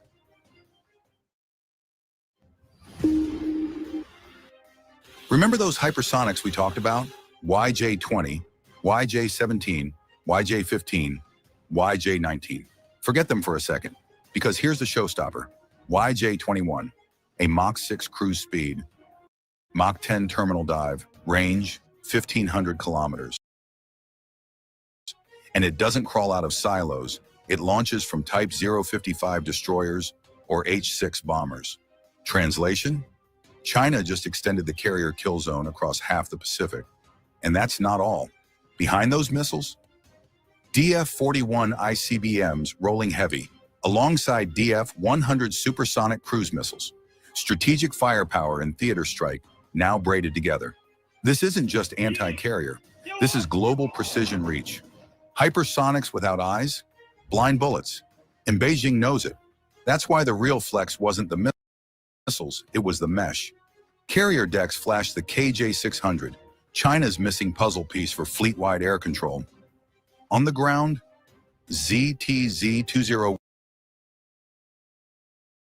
tanks wired with AI-driven sensor suites, battlefield management systems, and neural net targeting. And above it all, command grids, satellite constellations, electronic warfare platforms jamming the spectrum before the first shot. Weapons without the net? Bricks, the net without weapons? Noise, China's building both and stitching them into one fabric. Autonomous subs were the appetizer. The main course? Surface drone warships, like the JARIUSV, a mini destroyer with a brain, modular, networked, capable of anti-air, anti-sub, anti-ship, all in swarms. Beneath the waves, UUV packs, small, cheap, disposable. Torpedo tubes spitting Poseidon-like hunters. They don't need to sink carriers, they just need to blind them, stall them, trap them. The ocean? Now a living minefield that moves. Robot dogs on land were cute. this isn't. Mock-ups of loyal wingman UCAVS, AI jets flying wingtip to wingtip with J-20S, semi-autonomous, networked, ready for alpha strikes without risking a single pilot. Then there's the MD-22 hypersonic UAV, a Mach 7 near-space dart, lofted from H-6 bombers. Part recon drone, part hypersonic testbed, part nightmare for missile defenses. And for the eye in the sky, the WZ-8 recon drone, Mach 3, 100,000 feet high, slicing through the stratosphere. Ideal for hunting carriers or feeding targeting data into hypersonic strike chains. These aren't concepts on CAD screens. They rolled past Tiananmen. Now here's the doctrine shift. China's not just buying weapons, it's building connectivity. Imagine this. Drones swarm first, soaking up radar fire. KJ-600 pushes data to airborne and surface grids. Hypersonics queue off satellites. USVS close choke points. UUVs harass subs. Directed energy weapons guard the rear. AI pulls the strings, faster than any human kill chain can. It's not a stack of weapons. It's a combat loom, threads of steel, code, and electrons woven into a fabric of war. Skeptics say it's a parade, not a war game. But the hardware? Real. The doctrine? Published. And the systems? Tested, if not in combat, then in drills we never see. The bigger question isn't if these work flawlessly, it's this. How much failure can they afford before it still overwhelms you? Because even if 30% breaks, 70% is still enough to crack the shield of any carrier group in its path. Now keep in mind that this wasn't just for the Pentagon. It was for Taipei, for Tokyo, for Canberra, for every policymaker betting on a US tech edge. China isn't asking for parity anymore. It's broadcasting inevitability. Not someday, not soon now. In our previous China's Military Parade 2025 video, we showed you the weapons, the hypersonics, the stealth jets, the drones. Today, we have revealed the weave, the hidden network that ties them all together. This is more than just technology upgrades. It's a kill web where speed, AI, and autonomy break the old rules of war. A system where milliseconds decide life and death. And that brings us to the real question. How does the US respond? Does it try to match China weapon for weapon? Or does it tear up its old playbook and write a new one from scratch? Because here's the truth. When this web is fully built, it won't ask for permission. It will act. Fast, silent, precise. Beijing understands this. That's why they're investing in this system right now. Every drone, every missile, every sensor, they're all pieces of a giant puzzle. And when the puzzle is complete, it won't just fight wars, it will control them. So what do you think? Can the US catch up? Or are we entering an age where China's kill web becomes the ultimate advantage? Drop your thoughts in the comments. And if Coffin, follow me.